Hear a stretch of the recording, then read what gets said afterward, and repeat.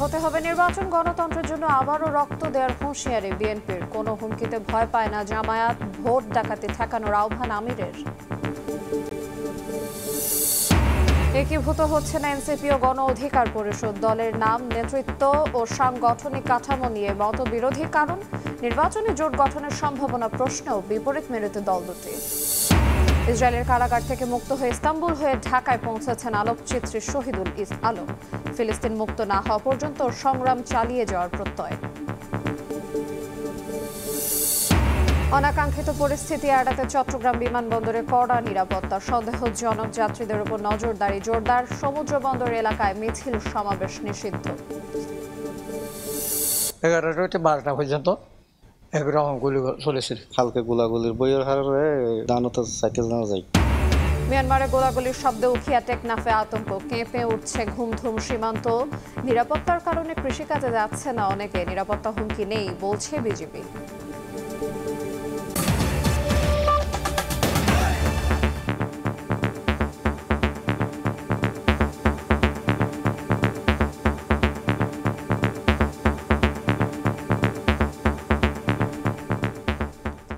দেখছিলেন শিরোনাম, ভোরের সময় সঙ্গে আছে আইরিন আয়াত। সরকারের ঘোষিত সময় ফেব্রুয়ারিতেই হতে হবে নির্বাচন। গণতন্ত্রের প্রয়োজনে আবারও রক্ত দিতে প্রস্তুত বিএনপি, এমন হুঁশিয়ারি দিয়েছেন দলটির মহাসচিব মির্জা ফখরুল ইসলাম আলমগীর। রাজধানীতে এক স্মরণ সভায় তিনি বলেন, একটি দল আমলাতন্ত্রকে নিজেদের পকেটে নেয়ার চেষ্টা করছে। বিএনপি কারো মার্কায় বাধা না দিলেও ধানের শীষ নিয়ে কেন টানাটানি, এমন প্রশ্ন তুলে বিএনপি মহাসচিব বলেন, অপ্রতিরোধ হওয়ায় তাদেরকে ঠেকানোর চেষ্টা চলছে। এরশাদ বিরোধী আন্দোলনে শহীদ হন নাজির উদ্দিন জিহাদ। শুক্রবার সকালে দৈনিক বাংলার মোড়ে শহীদ জিহাদ স্মরণে নির্মিত স্মৃতিস্তম্ভে শ্রদ্ধা জানান 90-এর গণঅভ্যুত্থানের আন্দোলনকারী ছাত্র জনতা। দিবসটি উপলক্ষে ইঞ্জিনিয়ারিং ইনস্টিটিউশন মিলনায়তনে আয়োজিত আলোচনা সভায় যোগ দেন বিএনপির কেন্দ্রীয় নেতারা। বিএনপি মহাসচিব মির্জা ফখরুল ইসলাম আলমগীর বলেন, সংস্কার ইস্যুতে বিএনপিকে জড়িয়ে অপপ্রচার চালানো হচ্ছে। নির্বাচিত সরকার প্রতিষ্ঠিত না হওয়া পর্যন্ত গণতন্ত্র প্রতিষ্ঠিত হবে না বলেও মন্তব্য তার। কয়েকজন মিলে কিছু আইন তৈরি করলাম আর গণতন্ত্র হয়ে গেল? হয় না।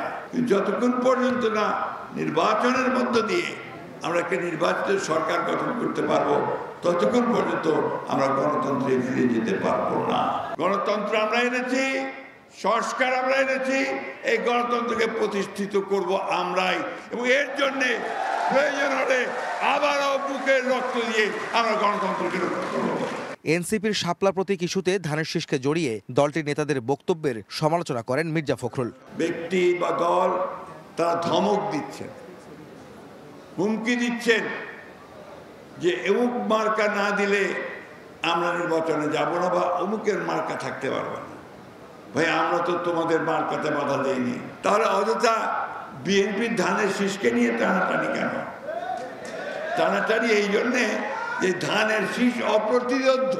ঘোষিত সময় ফেব্রুয়ারিতে নির্বাচন না হলে নির্বাচন হবে না মন্তব্য করে বিএনপি মহাসচিব অভিযোগ করেন, একটি দল আমলাতন্ত্রকে নিজেদের করে নিচ্ছে। হুঁশিয়ারি দেন, নির্বাচনকালীন সময়ে আমলাতন্ত্র ও নির্বাচন কমিশন নিরপেক্ষ না হলে মেনে নেবে না বিএনপি। নির্বাচনের যে সময় নির্ধারিত হয়েছে, সেই সময় নির্ধারিত নির্বাচন হবে, অন্যথা নির্বাচন হবে না। অর্থাৎ নির্বাচন তখনই হতে হবে। 1, 2, আমলাতন্ত্রকে কোনো একটি নির্দিষ্ট দলের পকেটে নেওয়ার চেষ্টা করা হচ্ছে, এটাকে আমরা কোনো মতেই বরদাস্ত করব না। এদিকে রংপুরে এক স্মরণ সভায় বিএনপির স্থায়ী কমিটির সদস্য ডাক্তার AZM জাহিদ হোসেন বলেন, যারা পিয়ার পদ্ধতি নিয়ে মাঠে লড়াই করছেন তারা নির্বাচন বিলম্বিত করার বাহানা খুঁজছেন। আজকে যারা নতুন নতুন কথা বলে নির্বাচনকে, গণতন্ত্রকে প্রলম্বিত করার বাহানা খুঁজছেন, কিন্তু বাংলাদেশের মানুষ সরাসরি ভোট দিয়ে অভ্যস্ত। এদিন জিয়া উদ্যানে বিএনপির সিনিয়র যুগ্ম মহাসচিব রুহুল কবির রিজভী বলেন, 15ই অক্টোবর জুলাই সনদ স্বাক্ষরকে ইতিবাচক হিসাবে দেখছে তার দল। আহমেদ সালেহিন, সময় সংবাদ, ঢাকা। উপদেষ্টাদের কেউ কেউ একটি দলের প্রতি পক্ষপাত দুষ্ট বলে অভিযোগ করেছেন জামায়াতের সেক্রেটারি জেনারেল মিয়া গোলাম পরওয়ার। জনগণের মতামত ছাড়া পিয়ার পদ্ধতি দাবিকে উপেক্ষা করা যাবে না বলেও হুঁশিয়ারি দেন তিনি। দাবি জানিয়েছেন গণভোটের মাধ্যমে পিআর পদ্ধতির মীমাংসার। এদিকে সোহরাওয়ার্দী উদ্যানের সমাবেশে ইসলামী আন্দোলনের আমির অভিযোগ করেন, গোপনে বিএনপিকে ক্ষমতায় আনার চেষ্টা চলছে।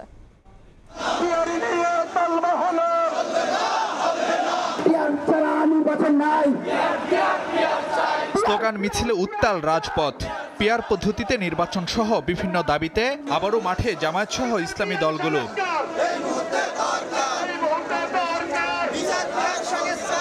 সংসদের উভয় কক্ষে পিআর পদ্ধতি, জুলাই সনদের ভিত্তিতে ফেব্রুয়ারিতে নির্বাচন সহ 5 দফা দাবিতে শুক্রবার জুমার নামাজের পর জাতীয় মসজিদ বাইতুল মোকাররমের দক্ষিণ গেট থেকে গণমিছিল বের করে ঢাকা মহানগর উত্তর ও দক্ষিণ জামায়াত।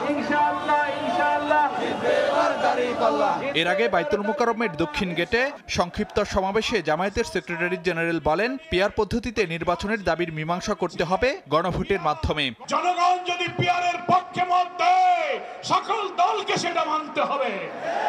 যদি অধিকাংশ মানুষ পিআর পদ্ধতি না মানে, আমরা জামাত ইসলামী সে প্রস্তাব মেনে নেব, কিন্তু জাতির মতামত না নিয়ে পিআরকে উপেক্ষা করা যাবে না। কিছু উপদেষ্টা বিশেষ একটি দলের প্রতি পক্ষপাত দুষ্ট এমন অভিযোগ করে নির্বাচনে সবার সুযোগ নিশ্চিতের দাবি জানান জামায়াত নেতারা। উপদেষ্টাদের মধ্য থেকে অনেকের ভূমিকা এখনো জাতির সামনে প্রশ্নবিদ্ধ। কোন বিশেষ দলের প্রতি দুর্বল হয়ে কারো চাপে মাথা নত করে প্রশাসনে কোন দলের পছন্দের লোককে বেছে বেছে পদায়ন করে নির্বাচনকে প্রভাবিত করার অপচেষ্টা অব্যাহত আছে। নির্বাচনের আগে গণভোটের মাধ্যমে জুলাই সনদের আইনি ভিত্তি সহ 5 দফা দাবিতে রাজধানীতে বিক্ষোভ মিছিল করে বাংলাদেশ খেলাফত মজলিস। একটা যৌক্তিক সময় হাতে রেখে গণভোটের মাধ্যমে জুলাই সনদকে গণভিত্তি এবং রাষ্ট্রীয় আইনি ভিত্তি প্রদান করতে হবে। সেই জুলাই সনদের ভিত্তিতেই ত্রয়োদশ জাতীয় সংসদ নির্বাচন অনুষ্ঠিত হতে হবে। এদিকে রাজধানীর সোহরাওয়ার্দী উদ্যানে আয়োজিত সমাবেশে ইসলামী আন্দোলন বাংলাদেশের আমির অভিযোগ করেন, কৌশলে বিএনপিকে ক্ষমতায় আনার চেষ্টা চলছে। আপনারা গোপনে কৌশলে বিএনপির ভাগসে বুক ঢুকাবেন, এটা কিন্তু জাতি বুঝে গেছে। বাংলাদেশের মধ্যে ইসলামের পতাকা আজকে সংসদের মধ্যে উড্ডীন করতে হবে। ইসলামী দলগুলোর নেতারা বলেন, ভোটে অনিয়ম বন্ধে আগামী নির্বাচন হতে হবে পিআর পদ্ধতিতে। ফারুক ভিয়া, রবিন, সময় সংবাদ, ঢাকা। কোনো হুমকিকে ভয় করে না জামায়াত। সব দেশের সঙ্গে বন্ধুত্বপূর্ণ সম্পর্ক থাকবে, কোনো দেশের একক আধিপত্য থাকবে না বলে জানিয়েছেন বাংলাদেশ জামায়াতে ইসলামের আমির ডাক্তার শফিকুর রহমান। শুক্রবার সন্ধ্যায় রাজধানীর তালতলা হালিম ফাউন্ডেশনে কাফরুল দক্ষিণ থানা জামায়াতে ইসলামী আয়োজিত মত বিনিময় সভায় এসব কথা বলেন তিনি। বলেন, জামায়াত সরকার গঠন করলে অর্থনৈতিক খাতে লুটপাট আর অনিয়ম রোধ করে শৃঙ্খলা আনা হবে।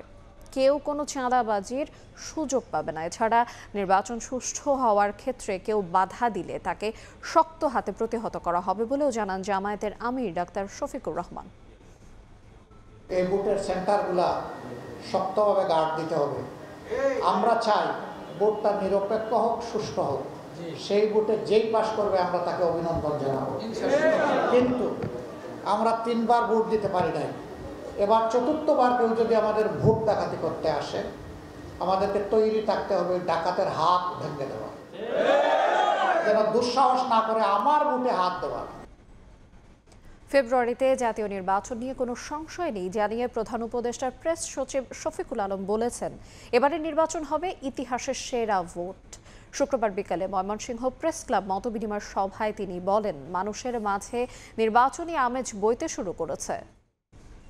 ফেব্রুয়ারির প্রথমার্ধে ইলেকশন হবে, এ বিষয়ে যত ধরনের সংশয় ছিল সব ধুয়ে মুছে চলে গেছে। হাসিনার আমলের 16 বছরে আমরা পুরোটা ফেক ইলেকশন দেখেছি।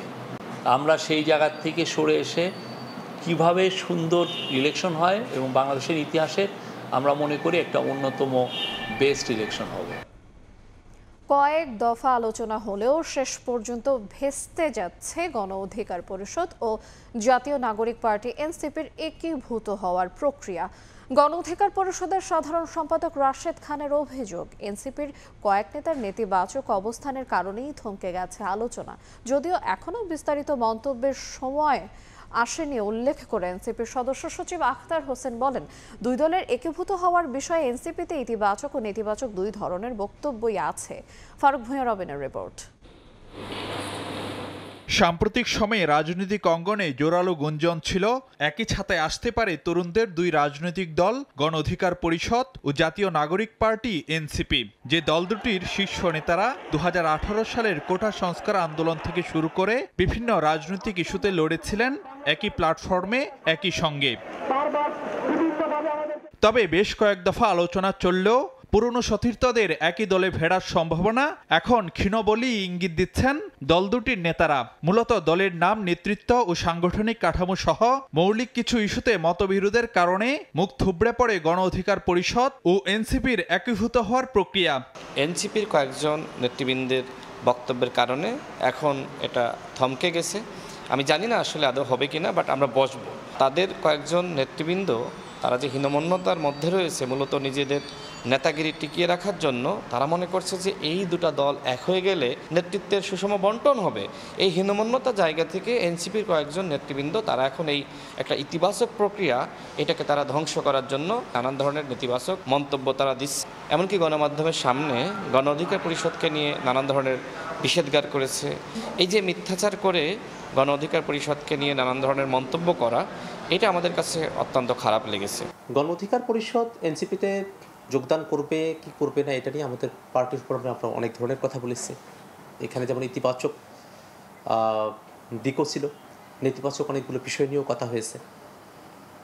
কিন্তু এটা যেহেতু একটা প্রাথমিক আলোচনার পর্যায়ে এবং আমরা যেহেতু এখনও পর্যন্ত কোনো চূড়ান্ত সিদ্ধান্তে উপনীত হইনি, সে কারণে এখনও পর্যন্ত এ বিষয়ে বিস্তারিত মন্তব্য করার সুযোগ তৈরি হয়নি। তবে একীভূত না হলেও দল দুটির মধ্যে নির্বাচনে জোট বা সমঝোতার সম্ভাবনা কতটুকু, সে প্রশ্নেও দুই মেরুতে দুই দল। মধ্যপন্থী যে দলগুলো আছে তাদের সঙ্গে এক ধরনের বোঝাপড়া যদি তৈরি হয়, নির্বাচনী জোট যদি তৈরি হয়, তার জন্য আমরা ওপেন রয়েছি। সেক্ষেত্রে সেটা গণ অধিকার পরিষদ হতে পারে, অন্য যে দলগুলো রয়েছে সেগুলো সেটা হতে পারে। এনসিপির সাথে আমরা কোনোভাবেই নির্বাচনী জোট করব না এবং সেই সম্ভাবনা জিরো। এনসিপি এত বড় দল না যে তার সাথে জোটে গিয়ে আমি ক্ষমতার অংশীদার হতে পারবো। কিন্তু এনসিপির মধ্যে যে ধরনের আপনার এক ধরনের হীনমন্যতা কয়েকজন নেতার মধ্যে, এই কারণে এই সম্ভাবনা আসলে সৃষ্টি হচ্ছে না। তাদের সাথে নির্বাচনী জোট করার কোনো সম্ভাবনা নাই। বাট তারা যদি এখনও আন্তরিক থাকে যে তারা আমাদের সাথে এসে আমরা উভয় মিলে আমরা একটি বড় দল হব, সেক্ষেত্রে আমরা অত্যন্ত ইতিবাচক এবং আন্তরিক। বাট তাদের সাথে কোনো নির্বাচনী জোট আমাদের হবে না। প্রতিষ্ঠার 3 বছর পর গত বছরের সেপ্টেম্বরে নির্বাচন কমিশনের নিবন্ধন পায় গণ অধিকার পরিষদ। আর ফেব্রুয়ারিতে আত্মপ্রকাশ হওয়া এনসিপি এখন নিবন্ধন ও প্রতীকের অপেক্ষায়। ফারুক ভূঁইয়া, রবিন, সময় সংবাদ, ঢাকা। নিউজিল্যান্ড পাড়া, নাম ভিনদেশি হলেও দেশেই অবস্থান, তাই তো যেতে লাগে না পাসপোর্ট, ভিসা।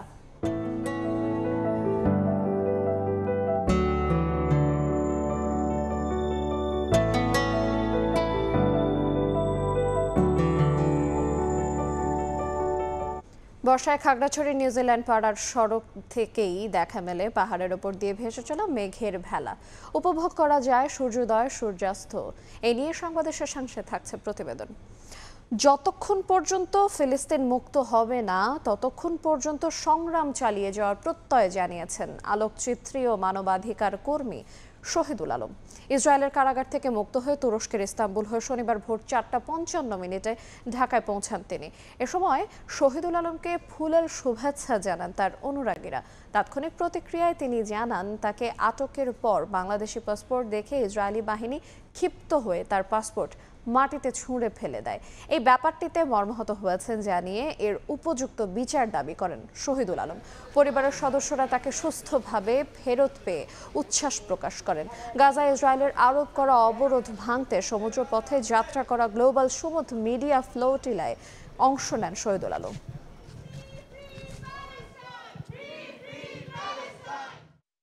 অনেক মানুষকে ধন্যবাদ জানাবো। প্রথমে বাংলাদেশি যারা সারা পৃথিবীর থেকে সাড়া দিয়েছে। গাজার মানুষরা এখনও আক্রান্ত, তাদের উপর এখনও নির্যাতন চলছে এবং সেটা যতক্ষণ না হয় আমাদের কাজ কিন্তু শেষ হয়নি। আমাদের আসল সংগ্রাম বাকি আছে। যতক্ষণ ফিলিস্তিন মুক্ত না হবে ততক্ষণ আমাদের সংগ্রাম চলতে হবে। আমি যেতে পেরেছি, অনেকে যেতে পারিনি, অনেকে আমার সাথে যোগাযোগ করেছিল, তারা যেতে চেয়েছে। আমি মনে করি আরও হাজার এরকম ফ্লোটিলা যাওয়া দরকার, এবং যতক্ষণ না ফিলিস্তিন মুক্ত না হবে আমাদের এই সংগ্রাম চালিয়ে যেতে হবে। এ নিয়ে আরো বিস্তারিত জানাতে হযরত শাহজালাল আন্তর্জাতিক বিমানবন্দরে আছেন সহকর্মী শাহিন আলম। সরাসরি যাচ্ছি তার কাছে। শাহিন, ইসরায়েলের কারাগার থেকে মুক্ত হয়ে বাংলাদেশের মাটিতে পা রেখেছেন আলোচিত ফটোগ্রাফার শহীদুল আলম। বাংলাদেশ সময় 4:55 তিনি ঢাকার হযরত শাহজালাল আন্তর্জাতিক বিমানবন্দরে এসে তিনি নামেন এবং আসলে যখন তিনি এসে এখানে পৌঁছান, আমরা দেখেছি যে তার পরিবার এবং ভক্ত অনুরাগী যারা রয়েছেন তারা এসে তাকে আসলে বরণ করে নেন। এই সময় তাকে ফুলেল শুভেচ্ছা জানান। শহীদুল আলম জানান যে তিনি গণমাধ্যমের সঙ্গে কথা বলেন, তিনি বলেন যে ফিলিস্তিন এখন পর্যন্ত কিন্তু পুরোপুরি মুক্ত হয়নি এবং যতক্ষণ পর্যন্ত ফিলিস্তিন পুরোপুরি মুক্ত না হবে ততক্ষণ পর্যন্ত আসলে তাদের যে সংগ্রাম সেটি চালিয়ে যাওয়ার কথা তিনি জানান। পাশাপাশি তিনি যেটি বলেন যে ইসরায়েলে যাবার পরে তিনি বিভিন্ন ঘটনার আসলে সম্মুখীন হয়েছেন। বিশেষ করে তিনি বলেন যে ইসরায়েলি দখলদার বাহিনী যখন তার হাতে বাংলাদেশি পাসপোর্টটি আসলে দেখতে পান, সেটি দেখে তারা প্রচণ্ডভাবে ক্ষিপ্ত হয়ে পড়েন এবং বাংলাদেশি পাসপোর্ট তারা ছুঁড়ে ফেলে দেন। এই ঘটনার তিনি তীব্র নিন্দা জানান এবং পাশাপাশি আসলে এই ঘটনার সুষ্ঠু বিচার তিনি দাবি করেন। আসলে আপনারা জানেন যে এই গাজাকে অবমুক্ত করতে বিশ্বব্যাপী বিশ্বের বিভিন্ন দেশ থেকে সমুদ্র পথে আসলে গাজার এই অবরোধ ভাঙতে সমুদ্র ফ্লোটিলায় যে যাত্রা হচ্ছিল, সেই যাত্রায় একজন বাংলাদেশি হিসেবে অংশগ্রহণ করেছিলেন শহীদুল আলম। সেই যাত্রায় তিনি অবরোধ ভাঙার উদ্দেশ্যে কিন্তু তিনি আসলে ফিলিস্তিনের অভিমুখে সেই যাত্রায় তিনি অংশ নিয়েছিলেন এবং সামাজিক যোগাযোগ মাধ্যমে তার সেই যাত্রার খবরাখবর তিনি জানাচ্ছিলেন। পরবর্তীতে জানা যায় যে ইসরায়েলি বাহিনীর হাতে তিনি আটক হন এবং আটক হওয়ার পরে মাঝখানে কয়েকদিন থেকে তার কোনো খোঁজখবর পাওয়া যাচ্ছিল না। পরবর্তীতে আসলে জানা যায় যে ইসরায়েলি বাহিনীর তাকে আটক করে তাদের কারাগারে নিয়ে যায়। সেখানে বেশ কয়েকদিন তিনি বন্দী ছিলেন। বন্দী থাকার পরবর্তী সময়ে বাংলাদেশের পক্ষ থেকে, বাংলাদেশ সরকারের পক্ষ থেকে তাকে মুক্ত করে নিয়ে আসার জন্য বিভিন্ন দূতাবাসে থেকে আসলে খোঁজখবর নেওয়া হচ্ছিল এবং সর্বশেষ কিন্তু তিনি আসলে ইসরায়েলি যে কারাগার সেখান থেকে তিনি মুক্ত হন এবং মুক্ত হয়ে তুরস্ক হয়ে তিনি আসলে আজকে রাতের একটি টার্কিশ এয়ারলাইন্সের মাধ্যমে তিনি হযরত শাহজালাল আন্তর্জাতিক বিমানবন্দরে এসে 4:45 নাগাদ তিনি এসে পৌঁছান এবং এখানে আসার পর তার ভক্ত অনুরাগীদের মধ্যে এক ধরনের আবেগ আপ্লুত পরিবেশ এখানে তৈরি হয়। তো এ ছিল আমার কাছে শহীদ আলমের যে দেশে ফেরার তার সর্বশেষ খবর। আমরা সরাসরি যুক্ত ছিলাম হযরত শাহজালাল আন্তর্জাতিক বিমানবন্দর থেকে। ভোরের সময় আরও থাকছে। নীরব ঘাতক হয়ে আলোক দূষণের হানা, দৃষ্টিসীমা কমছে মানুষের, বাড়ছে মানসিক চাপ, বিপন্ন হচ্ছে প্রাণীকুলের প্রজনন ও জীবনচক্র। সতর্ক না হলে ভয়াবহ পরিস্থিতি বহন নির্বিঘ্ন রাখতে নিরাপত্তা জোরদার করেছে চট্টগ্রাম শাহ আমানত বিমানবন্দর। সমুদ্র বন্দর দিয়ে আমদানি রফতানি বাণিজ্য স্বাভাবিক রাখতে প্রয়োজনীয় ব্যবস্থা নিয়েছে পুলিশ। বিমানবন্দরে যেমন 4 স্তরের নিরাপত্তা বলয় গড়ে তোলা হয়েছে, তেমনি বন্দরের আশেপাশের এলাকায় নিষিদ্ধ করা হয়েছে সব ধরনের মিছিল, সমাবেশ ও অতিরিক্ত জনসমাগম। বিস্তারিত জানাচ্ছেন কমল দে। সম্ভাব্য সাইবার হামলা ঠেকাতে এরই মধ্যে দেশের সব বিমানবন্দরে সতর্কতা জারি করে নোটিশ দিয়েছে বাংলাদেশ বেসামরিক বিমান চলাচল কর্তৃপক্ষ। অবশ্য তার আগে থেকেই অপ্রীতিকর ঘটনা এড়াতে চট্টগ্রামের শাহ আমানত বিমানবন্দরের নিরাপত্তা জোরদার করা হয়েছে। সন্দেহজনক যাত্রীদের উপর যেমন নজরদারি বাড়ানো হয়েছে, তেমনি পুরো বিমানবন্দর এলাকায় টহল বাড়িয়েছে নিরাপত্তা কর্মীরা। অবশ্য বিমানবন্দরের সার্বিক নিরাপত্তায় বিমান বাহিনীর নেতৃত্বে একটি টাস্ক ফোর্সও সক্রিয় রয়েছে। আমাদের এখানে বিমান বাহিনীর পক্ষ থেকে টাস্ক ফোর্স আছে, আমাদের এফসেক আছে। তো আমাদের এখানে আমার মনে হয় আমাদের নিরাপত্তা ব্যবস্থা খুবই অত্যন্ত সুস্থভাবে সম্পন্ন হচ্ছে এবং আমরা কন্টিনিউয়াস প্রতিটা নিরাপত্তা সংস্থার সঙ্গে সমন্বয় সাধন করছি। নগরীর পতেঙ্গা এলাকায় বিমানবন্দরের অবস্থান হয় আশপাশে রয়েছে বেশ কিছু বসতি, আর তাই অপ্রীতিকর ঘটনা এড়াতে বিমানবন্দর ও আশপাশের এলাকার সীমানা প্রাচীর ও নিরাপত্তার নিশির কাজে লাগানো হয়েছে আর্ম পুলিশ ব্যাটালিয়ন এবং আনসার সদস্যদের। নিরাপত্তা পেট্রোলিং এর পাশাপাশি আমাদের পেট্রোলিং এর সংখ্যা আমরা বাড়িয়েছি, পাশাপাশি আমাদের নিরাপত্তা যে সকল এজেন্সি এয়ারপোর্টে কাজ করে তাদেরকে নিয়ে তাদের সমন্বয়ে আমরা আমাদের টহল সংখ্যা বৃদ্ধি করছি, প্লাস আমাদের একটা সমন্বয় কমিটির মাধ্যমে যেন নিরাপত্তাটাকে আরো জোরদার করা যায়। এদিকে দেশের আমদানি রপ্তানি বাণিজ্য স্বাভাবিক রাখতে চট্টগ্রাম বন্দরের নিরাপত্তায় নগরী বারিক বিল্ডিং হয়ে নিমতলা বিশ্ব রোড, কাস্টমস মোড় হয়ে সলগলা ক্রসিং এলাকায় সব ধরনের মিছিল সমাবেশের উপর 30 দিনের নিষেধাজ্ঞা জারি করে গণবিজ্ঞপ্তি জারি করেছে চট্টগ্রাম মেট্রোপলিটন পুলিশ সিএমপি। বন্দর কেন্দ্রিক যে কিছু গুরুত্বপূর্ণ স্পট আছে বা গুরুত্বপূর্ণ জায়গা আছে, যেমন বারিক বিল্ডিং, আপনার 3 নম্বর জেটি গেট, এগুলো গুরুত্বপূর্ণ স্পট। এই এলাকাগুলোতে যদি আপনার কোনো মিছিল মিটিং বা কোনো ধরনের কোনো সমাবেশ করা হয়, তাহলে দেখা যায় যে বন্দরে আপনার যে গাড়ি প্রবেশ করতে পারে না, বের হইতে পারে না। নগরীর আগ্রাবাদ হয়ে পতেঙ্গা উপকূল নিয়ে 10 বর্গ কিলোমিটারের মধ্যে বন্দর ও বিমানবন্দর ছাড়াও 2টি সরকারি ইপিজেড, পদ্মা, মেঘনা, যমুনার তেল স্থাপনা এবং আরো কয়েকটি সরকারি বেসরকারি তেল শোধনাগার রয়েছে। আর এই অঞ্চলটিকে দেশের অন্যতম গুরুত্বপূর্ণ স্থান হিসেবে চিহ্নিত করে আসছে আইন শৃঙ্খলা বাহিনী। গোলাগুলির ঘটনায় কক্সবাজারের রুখিয়া ও বান্দরবানের ঘুমধুম সীমান্তবর্তী এলাকায় উদ্বেগ ও আতঙ্ক ছড়িয়েছে। নিরাপত্তার কারণে আপাতত কৃষিকাজে যাচ্ছেন না অনেক বাসিন্দা। তবে বিজেপি জানিয়েছে সংঘর্ষ বাংলাদেশে নয়, মিয়ানমারের ভেতরে চলছে। স্থানীয়দের সাবধানতার সঙ্গে চলাফেরার পরামর্শ দিয়ে বিজেপি বলছে পরিস্থিতি মোকাবেলার সতর্ক রয়েছেন তারা। মোহাম্মদ ফরাজের ক্যামেরায় বিস্তারিত জানাচ্ছেন সুজাউদ্দিন রুবেল। বাংলাদেশ মিয়ানমার সীমান্তের বান্দরবনের ঘুমদুম ও কক্সবাজারের উখিয়ার রহমতের বিল এলাকা। রাতের নীরবতা ভেঙে গভীর রাতে শোনা যায় প্রচণ্ড গোলাগুলির শব্দ। মিয়ানমারের অভ্যন্তরে চলা এই সংঘর্ষ আতঙ্ক ছড়িয়েছে সীমান্তবর্তী জনপদে। ধামনকালী, আঞ্জুমান পাড়া, রহমতের বিল সহ আশপাশের সীমান্তবর্তী এলাকার বাসিন্দাও শুনেছেন গুলির শব্দ। ভয়ে অনেকেই বন্ধ করে দিয়েছেন কৃষিকাজ।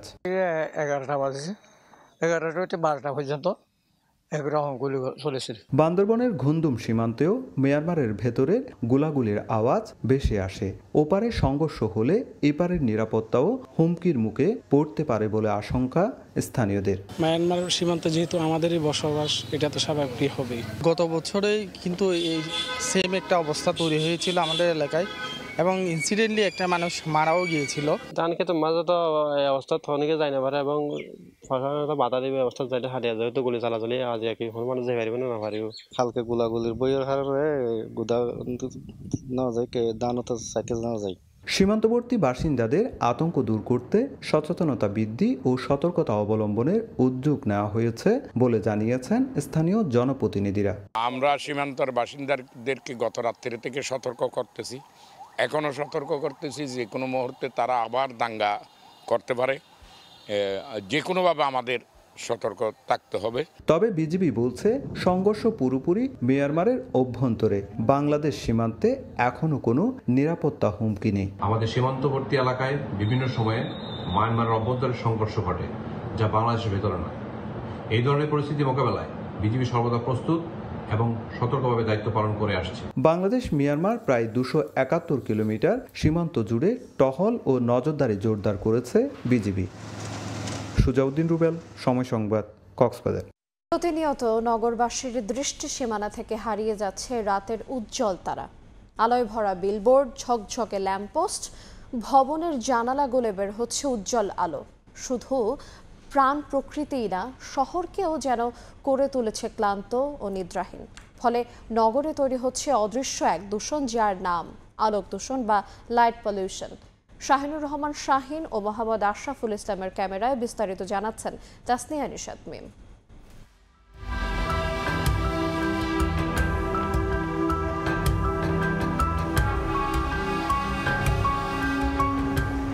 19 শতকে বিজ্ঞানী টমাস আলভা এডিসনের বৈদ্যুতিক বাতি আবিষ্কার পাল্টে দিয়েছিল পৃথিবীকে। আলোর আবিষ্কারে বদলে যায় সভ্যতা। ধীরে ধীরে অন্ধকার জয় করে গড়ে ওঠে আলোকিত নগরী।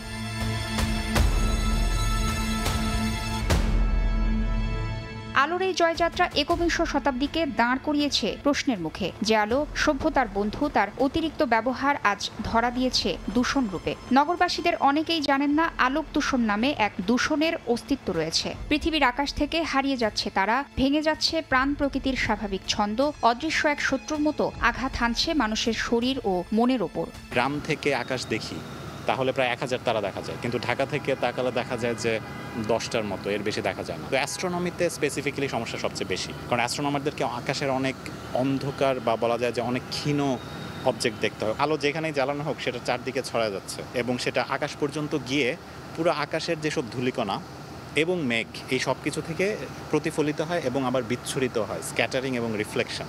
আর্টিফিশিয়াল লাইটের আলো পুরো আকাশে ছড়া যাওয়ার কারণে তখন আর অনুজ্জ্বল জিনিস দেখা যায় না। অন্ধকার যাদের আশ্রয়, সেই প্রাণীরা হারাচ্ছে তাদের স্বাভাবিক রাত, দিক হারাচ্ছে পরিযায়ী পাখি, বদলে যাচ্ছে কীটপতঙ্গের আচরণ, বিপন্ন হচ্ছে প্রাণীকুলের প্রজনন ও জীবনচক্র, খাদ্য সংকটে পড়ছে অন্ধকারে চলা নিশাচর প্রাণীরা। নকটার্নাল এলিমেন্টসরা হয় কি, রাত্রেবেলা যখন লাইট ওর চোখে পড়ে তখন হয় কি ওরা দেখতে পায় না, আর পুরো অন্ধর মতো হয়ে যায়। ওরা যে খাদ্য খোঁজার, যেটাকে ফরেজিং বলা হচ্ছে, সেই ফরেজিং করতে পারে না ওরা। খাদ্য শৃঙ্খলে ওরা যে একটা গুরুত্বপূর্ণ অবদান রাখে এই খাবার খোঁজার ক্ষেত্রে, সেই জায়গায় বড় রকমের প্রভাব পড়ে। উচ্চ আলোকমাত্রা শুধু জীববৈচিত্র্যের ওপরই প্রভাব ফেলছে না, মানুষের শরীরেও সৃষ্টি করছে নানা জটিলতা। দৃষ্টিশক্তি কমে যাওয়ার পাশাপাশি বাড়ছে মানসিক চাপ। চোখের মধ্যে একটা রোগ আছে গ্লুকোমা, সেটার মধ্যে যদি হচ্ছে কি এরকম আলো কারো চোখে হচ্ছে গিয়ে পড়ে, এক আলোতে সে হচ্ছে গিয়ে প্রথম অবস্থায় চোখের মধ্যে বিভিন্ন রকম হ্যালোজ দেখে, কালার হ্যালোজ দেখে। রাতে যদি আমরা খুব আলোতে থাকি অবশ্যই ব্রেনের উপর ইফেক্ট পড়বে, মনের উপর ইফেক্ট পড়বে, স্মরণ শক্তি, মনোযোগ, স্মৃতি এগুলির উপর ইফেক্ট হবে। সার্কেডিয়ান রিদম নষ্ট হবে, সেরোটোনিন, মেলাটোনিন, ডোপামিন এইসব হরমোনগুলার সিক্রেশনে বিঘ্নিত করবে। লং টার্ম ইফেক্ট হবে, শর্ট টার্ম ইফেক্ট হবে। 4 রকমের আলোক দূষণ হয়: glare, light trespass, sky glow এবং ক্লাটার। বিশেষজ্ঞরা বলছেন আলোক দূষণ রোধে এখনো কোনো আইন না হয় নেওয়া যাচ্ছে না কোনো পদক্ষেপ। এ দূষণ নিয়ে সচেতনতা তৈরি করতে না পারলে নগরের পরিস্থিতি ভয়াবহ হওয়ার শঙ্কা তাদের। আলোক দূষণ নিয়ে পার্টিকুলার আইন দরকার, যেমন শব্দ দূষণ নিয়ে আইন হয়েছে, আইনটা যদিও প্রতিপালন কম করা হয় কিন্তু একটা আইন তো রেফারেন্স পয়েন্ট আছে। আলোক দূষণ নিয়েও আইন থাকলে আমরা যারা পরিকল্পনা করি, পরিবেশ নিয়ে কাজ করি, তা আমরা বুঝতে পারবো বিভিন্ন ক্ষেত্রে আমরা উন্নয়নের নামে কি করতে পারবো কি পারবো না। আলোকে নিয়ন্ত্রণে রেখে পর্যাপ্ত অন্ধকার, এটি এখন সময়ের দাবি। আলোকে সঙ্গে রেখেই প্রকৃতি চায় তার স্বাভাবিক ছন্দ। আলো হবে সেই বন্ধু যা ভেঙে দেবে অন্ধকার, কিন্তু কখনোই হারিয়ে যাবে না রাতের প্রকৃতি। পলিথিন, প্লাস্টিক, বায়ু কিংবা পানি দূষণ, এই সকল ধরনের দূষণ নিয়ে রয়েছে আইন ও সচেতনতা। কিন্তু রাতের অতিরিক্ত কৃত্রিম আলো পরিবেশ ও জনস্বাস্থ্যের উপর যে নেতিবাচক প্রভাব ফেলছে তা নিয়ে নেই কোনো পর্যবেক্ষণ ও নির্দেশনা। যেখানে আলোর অস্তিত্ব দিনের সঙ্গে বাঁধা, সেখানে রাত যেন আজ দিনের চেয়েও আলোকিত। তাসনিয়া নিশাত মিম, সময় সংবাদ, ঢাকা। ভোরের সময় আরও থাকছে। পরিবেশ বাঁচাতে পলিথিনের বিকল্প পাট পণ্যে নজর নেই, প্রশ্নবিদ্ধ কর্তৃপক্ষের সদিচ্ছা, গবেষণা ও পৃষ্ঠপোষকতায় জোর দিলে এগিয়ে যাবে অর্থনীতিও বলছেন বিশেষজ্ঞরা। এমিরিটাস অধ্যাপক ও কথা সাহিত্যিক সৈয়দ মঞ্জুরুল ইসলাম আর নেই। শুক্রবার বিকেল 5টায় রাজধানীর একটি বেসরকারি হাসপাতালে চিকিৎসাধীন অবস্থায় শেষ নিঃশ্বাস ত্যাগ করেন তিনি। আজ সকাল 11টায় কেন্দ্রীয় শহীদ মিনারে জানানো হবে শেষ শ্রদ্ধা। পরে ঢাকা বিশ্ববিদ্যালয় কেন্দ্রীয় মসজিদে জানাজা শেষে মিরপুর বুদ্ধিজীবী কবরস্থানে দাফন করা হবে তাকে।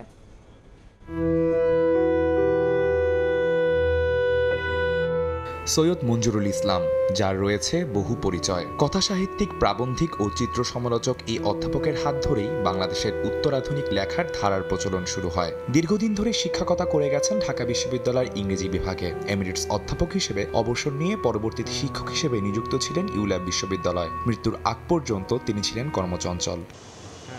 গত 3 অক্টোবর সকাল 11টায় হার্ট অ্যাটাক নিয়ে হাসপাতালে ভর্তি করা হয় সৈয়দ মঞ্জুরুল ইসলামকে। দীর্ঘদিন ধরে তিনি উচ্চ রক্তচাপ ও কিডনি জটিলতায় ভুগছিলেন। হার্ট অ্যাটাক ও শ্বাসকষ্টজনিত জটিলতায় শুক্রবার বিকেল 5টায় তার মৃত্যু হয় বলে জানিয়েছে হাসপাতাল কর্তৃপক্ষ। আজ সকালবেলা তার শারীরিক অবস্থার আবারও অবনতি হয়।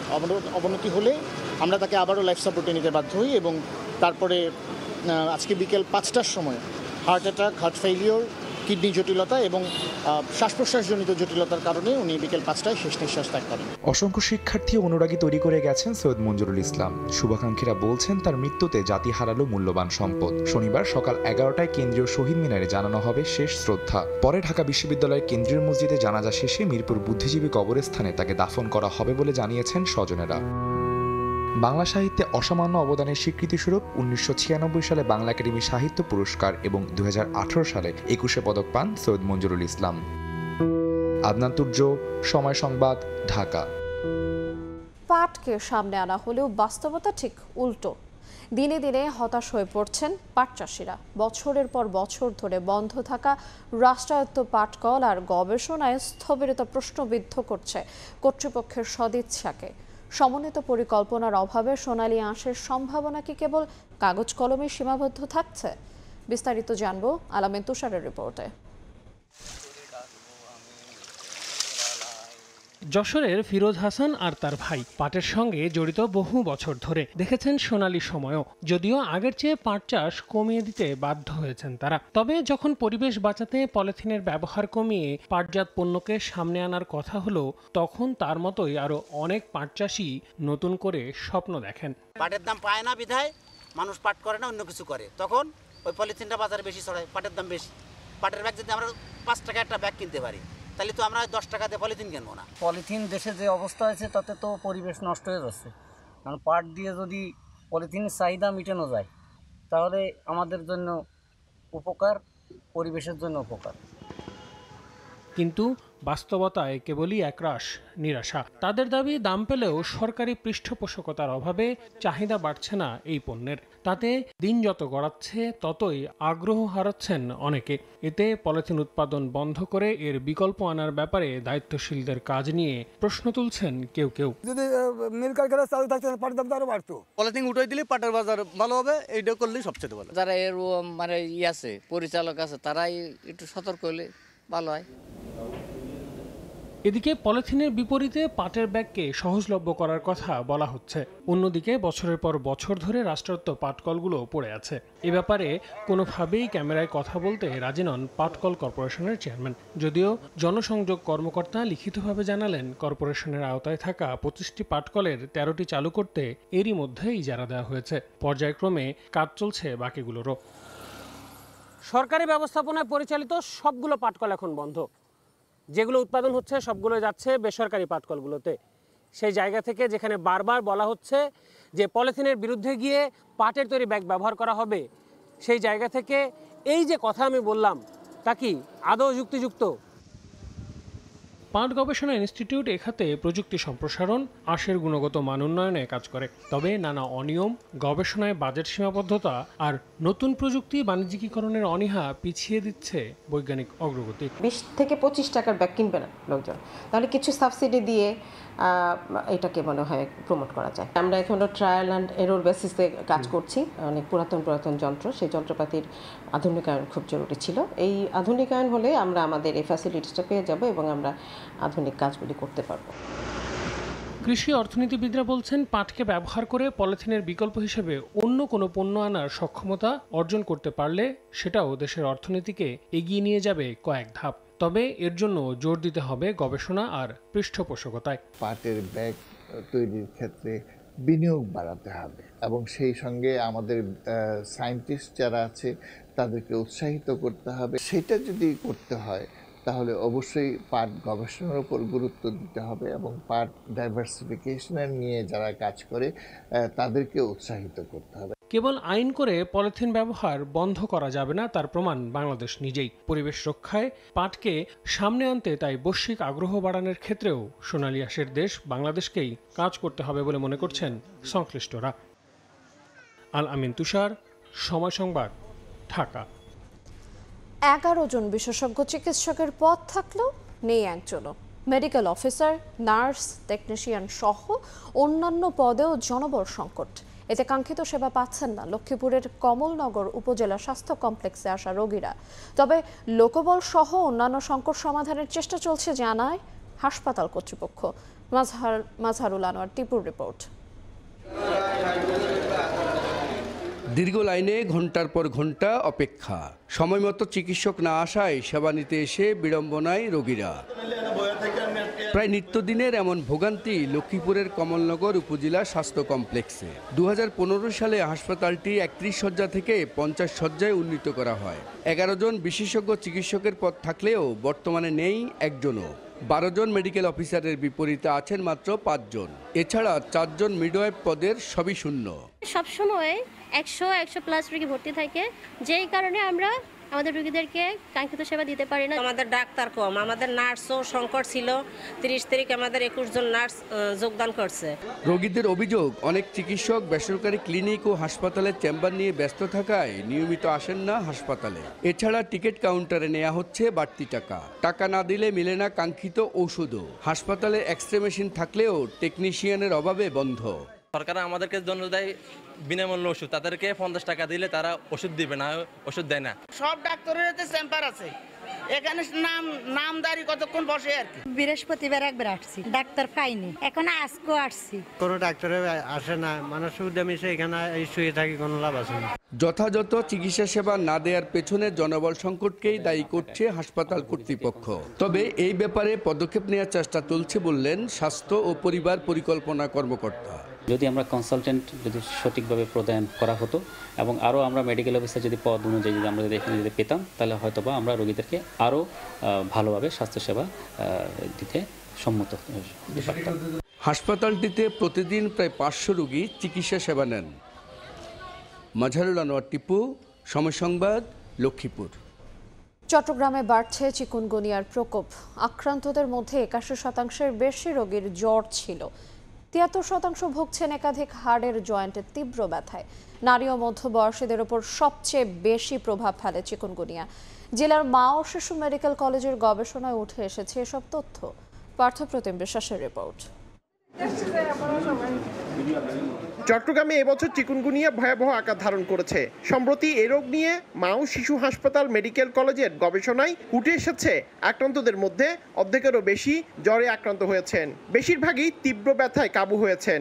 আক্রান্তদের মধ্যে নারীর সংখ্যা পুরুষের তুলনায় বেশি ছিল। চট্টগ্রাম মা ও শিশু হাসপাতাল মেডিকেল কলেজের একদল গবেষক গবেষণাটি পরিচালনা করেছেন, যা সম্প্রতি যুক্তরাষ্ট্র ভিত্তিক মেড আর্কাইভ প্ল্যাটফর্মে প্রিপ্রিন্ট আকারে প্রকাশিত হয়েছে। মূলত জুন থেকে আগস্ট পর্যন্ত 3 মাস ধরে 120 জন রোগীর উপর গবেষণাটি করা হয়। তাদের মধ্যে 81%-এরও বেশি রোগীর জ্বর ছিল এবং 73% রোগী একাধিক হাড়ের জয়েন্টে তীব্র ব্যথায় ভুগেছেন। এছাড়া 35%-এর গোড়ালিতে ফোলা ও ব্যথা এবং 34%-এর ফুসকুড়ি দেখা গেছে। শহর এলাকার বেশি আক্রান্ত প্রবণতা বেশি এবং মধ্যবর্তী বয়সের রোগী, ওয়ার্কিং পিপলরা বেশি করে গণহারে আক্রান্ত হচ্ছে এটাতে। এবং এটা জ্বর নিয়ে আসে সাথে ব্যথা, এবং ব্যথাটা জ্বরটা চলে যায়, জীবন সংশয়ের হার বা ডেঙ্গুর মতো প্রাণঘাতী না এই রোগটা, কিন্তু কর্মঘণ্টা লস করতেছে। গবেষণায় দেখা যায় নারী ও মধ্যবয়সীদের উপর সবচেয়ে বেশি প্রভাব ফেলেছে চিকুনগুনিয়া। যারা আক্রান্ত হয়েছেন তারা সবাই ভুগছেন শরীরের তীব্র ব্যথায়। ব্যথা মানে বলার মতন না, ডানও হওয়া যায় না, বামও হওয়া যায় না, সোজা হওয়া যায় না। দুধ নিয়ে আমার এমন ব্যথায় শুরু হয়, আমি ফার্মেসি থেকে হাঁটে আসার মানে শক্তি পাচ্ছি না। কোমরে ব্যথা ছিল, হাঁটু ব্যথা ছিল, হাত পা ব্যথা, মাথায় যন্ত্রণা। চিকুনগুনিয়া হওয়ার পরে ব্যথা 2 থেকে 3 মাস থাকতে পারে। তাই যারা আক্রান্ত হচ্ছেন তাদের ডাক্তারের শরণাপন্ন হতে বলছেন চিকিৎসকরা। এটা খুবই একটা নর্মাল জিনিস যে চিকুনগুনিয়া হওয়ার পরে ব্যথাটা থাকবে এবং এটা প্রায় 2 থেকে 3 মাস পর্যন্ত থাকতে পারে। এটা চিকিৎসকের শরণাপন্ন হয়ে নিয়মিত যদি উনি ওষুধ নেয় তাহলে আমার মনে হয় এটা ভালো হয়ে যায়। গবেষণায় 5 জন রোগীর ক্ষেত্রে চিকুনগুনিয়া ও ডেঙ্গু ভাইরাসের দ্বৈত সংক্রমণ ধরা পড়েছে, যা জনস্বাস্থ্যের জন্য বাড়তি ঝুঁকি হিসেবে দেখছেন চিকিৎসকেরা। পার্থপ্রতিম বিশ্বাস, সময় সংবাদ, চট্টগ্রাম। বিদেশি নাগরিক হওয়ায় দেশে অপ্রীতিকর কিছু হলে তারা চলে যেতে পারবে বলে মন্তব্য করেছেন বিএনপির সহ আন্তর্জাতিক বিষয়ক সম্পাদক ব্যারিস্টার রুমেন ফারহানা। শুক্রবার সন্ধ্যায় ব্রাহ্মণবাড়িয়ার আশুগঞ্জে জনসভায় এ মন্তব্য করেন তিনি। প্রত্যেকটা উপদেষ্টাই তো বিদেশি নাগরিক, তারা দেশে গন্ডগোল লাগলে বিদেশেও চলে যেতে পারবে। পারবেন না আপনি, পারবো না আমি। আমাদের কোনো দেশের ভিসা লাগানো নাই। আর সরকারকে অনুরোধ করি, এমন কোনো ওয়াদা করবেন না যেটার কারণে আপনার সেফ এক্সিটের প্রয়োজন ফেব্রুয়ারিতে অবাধ, সুষ্ঠু ও নিরপেক্ষ নির্বাচন হবে বলে জানিয়েছেন ধর্ম উপদেষ্টা ডক্টর আ.ফ.ম. খালিদ হোসেন। শুক্রবার বিকালে কুমিল্লা সদর দক্ষিণ উপজেলার নবশালবন বৌদ্ধ বিহারে কঠিন চিবর দান উৎসব অনুষ্ঠানে শালবন বৌদ্ধ বিহারে ইন্টারন্যাশনাল মেডিটেশন সেন্টার ও ফ্রি ফ্রাইডে ক্লিনিকের ভিত্তিপ্রস্তর স্থাপন শেষে একথা জানান তিনি। সরকার ঘোষিত তারিখে একটা ফেয়ার, ফ্রি, ইম্পার্শিয়াল ইলেকশন অনুষ্ঠিত হবে এবং লেভেল প্লেইং ফিল্ড তৈরি করার কাজও গভর্নমেন্ট করে যাচ্ছে। জুলাই সনদ তো স্বাক্ষরিত হবে এবং জাতি এর জন্য সম্পূর্ণভাবে প্রস্তুত। কোনো ধরনের কোনো আশঙ্কা আমরা এই পর্যন্ত অনুভব করছি না। এই ব্যাপারে রাজনৈতিক দলরাও এগিয়ে আসছেন। আমরা আশা করি এটা যথাসময়ে স্বাক্ষরিত হবে। কাউকে ধর্মীয়, সামাজিক ও অন্য কোনোভাবে বঞ্চিত করা ঠিক নয় বলে মন্তব্য করেছেন পার্বত্য চট্টগ্রাম বিষয়ক উপদেষ্টা সুপ্রদীপ চাকমা।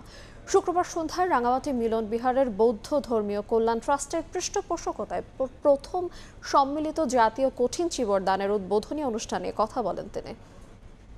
কাউকে ধর্মীয়ভাবে, সামাজিকভাবে এবং অন্য কোনোভাবে করা ঠিক না। বঞ্চিত ওয়ার্ডটা ঠিক ভালো হচ্ছে না।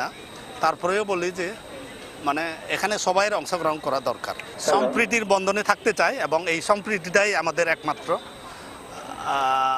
বেসিক জিনিস, যেখানে আমরা পার্বত্য এলাকায় সবাই একসাথে থাকতে পারব। র্যাগিংয়ের অভিযোগে সিলেটের শাহজালাল বিজ্ঞান ও প্রযুক্তি বিশ্ববিদ্যালয়ের 25 শিক্ষার্থীকে বহিষ্কারের প্রতিবাদে অবস্থান কর্মসূচি পালন করেছেন শিক্ষার্থীদের একাংশ। শুক্রবার দুপুরে বিশ্ববিদ্যালয়ের গোল চত্বরে এই কর্মসূচিতে অংশ নেন বিভিন্ন বিভাগের শতাধিক শিক্ষার্থী। 2023-24 শিক্ষাবর্ষের শিক্ষার্থীদের ওপর র্যাগিংয়ের অভিযোগে গত 25 সেপ্টেম্বর বিশ্ববিদ্যালয়ের সিন্ডিকেট সভায় আলোচনা হয়। পরে সভায় অর্থনীতি বিভাগ ও পরিসংখ্যান বিভাগের 2022-23 শিক্ষাবর্ষের 25 শিক্ষার্থীকে বিভিন্ন মেয়াদে বহিষ্কার করার সিদ্ধান্ত নেওয়া হয়।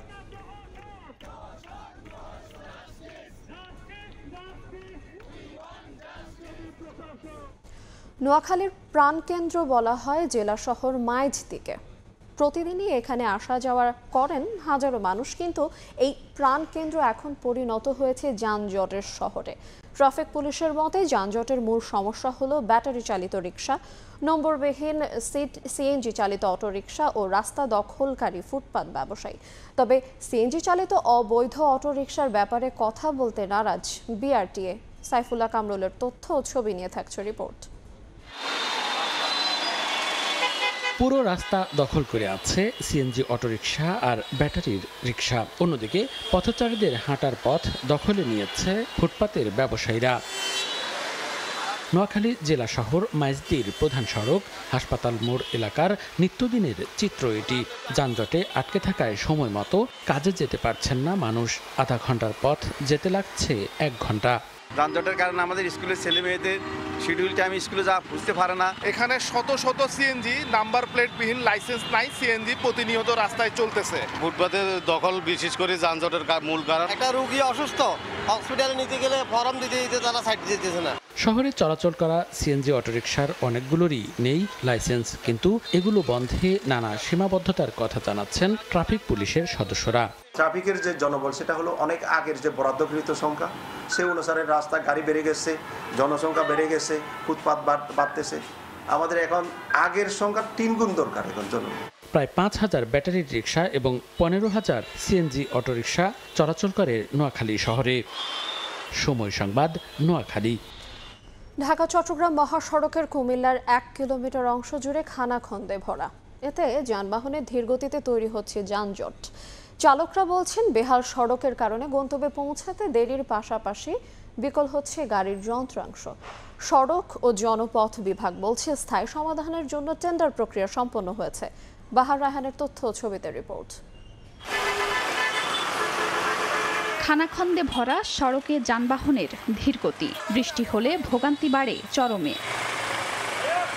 ঢাকা চট্টগ্রাম মহাসড়কের কুমিল্লা অংশে আলেখারচর বিশ্ব রোড থেকে নাজিরা বাজার পর্যন্ত প্রায় 1 কিলোমিটার সড়কে অসংখ্য খানাখন্দের সৃষ্টি হয়েছে। কুমিল্লা থেকে ঢাকা আসতে 2 ঘন্টা লাগলেও সড়কের বেহাল দশার কারণে 3 থেকে 4 ঘন্টা লাগছে।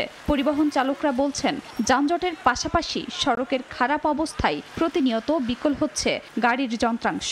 সড়ক বিভাগ সাময়িকভাবে মেরামত করলেও ভারী যানবাহনের চাপে পুনরায় নষ্ট হচ্ছে অভিযোগ স্থানীয়দের।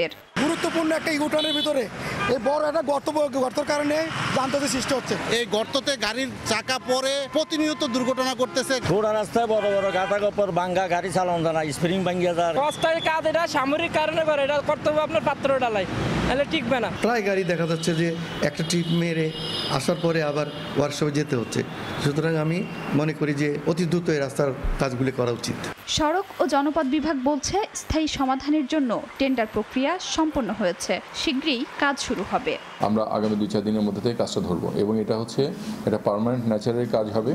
এইখানে আমরা জাতীয় মহাসড়কে এখানে আমরা রিজিট পেমেন্ট করব, কংক্রিটের পেমেন্ট করব। জেলার 900 কিলোমিটার সড়কের মধ্যে প্রায় 100 কিলোমিটারের অবস্থা এমন নাজুক। টাকা মূল্যের ভারতীয় পণ্য জব্দ করা হয়েছে। এই ঘটনায় কাউকেই আটক করা যায়নি। বিজিবি জানায়, শুক্রবার ভোরে কসবা উপজেলার বিভিন্ন সীমান্তে অভিযান শুরু হয়। এ সময় মঈনপুর সীমান্ত থেকে ভারতীয় শাড়ি ও চশমার বড় চালান জব্দ করা হয়। চোরাচালান রোধে অভিযান অব্যাহত থাকবে বলে জানিয়েছেন 7 বিজিবি ব্যাটালিয়নের অধিনায়ক লেফটেন্যান্ট কর্নেল জিয়াউর রহমান।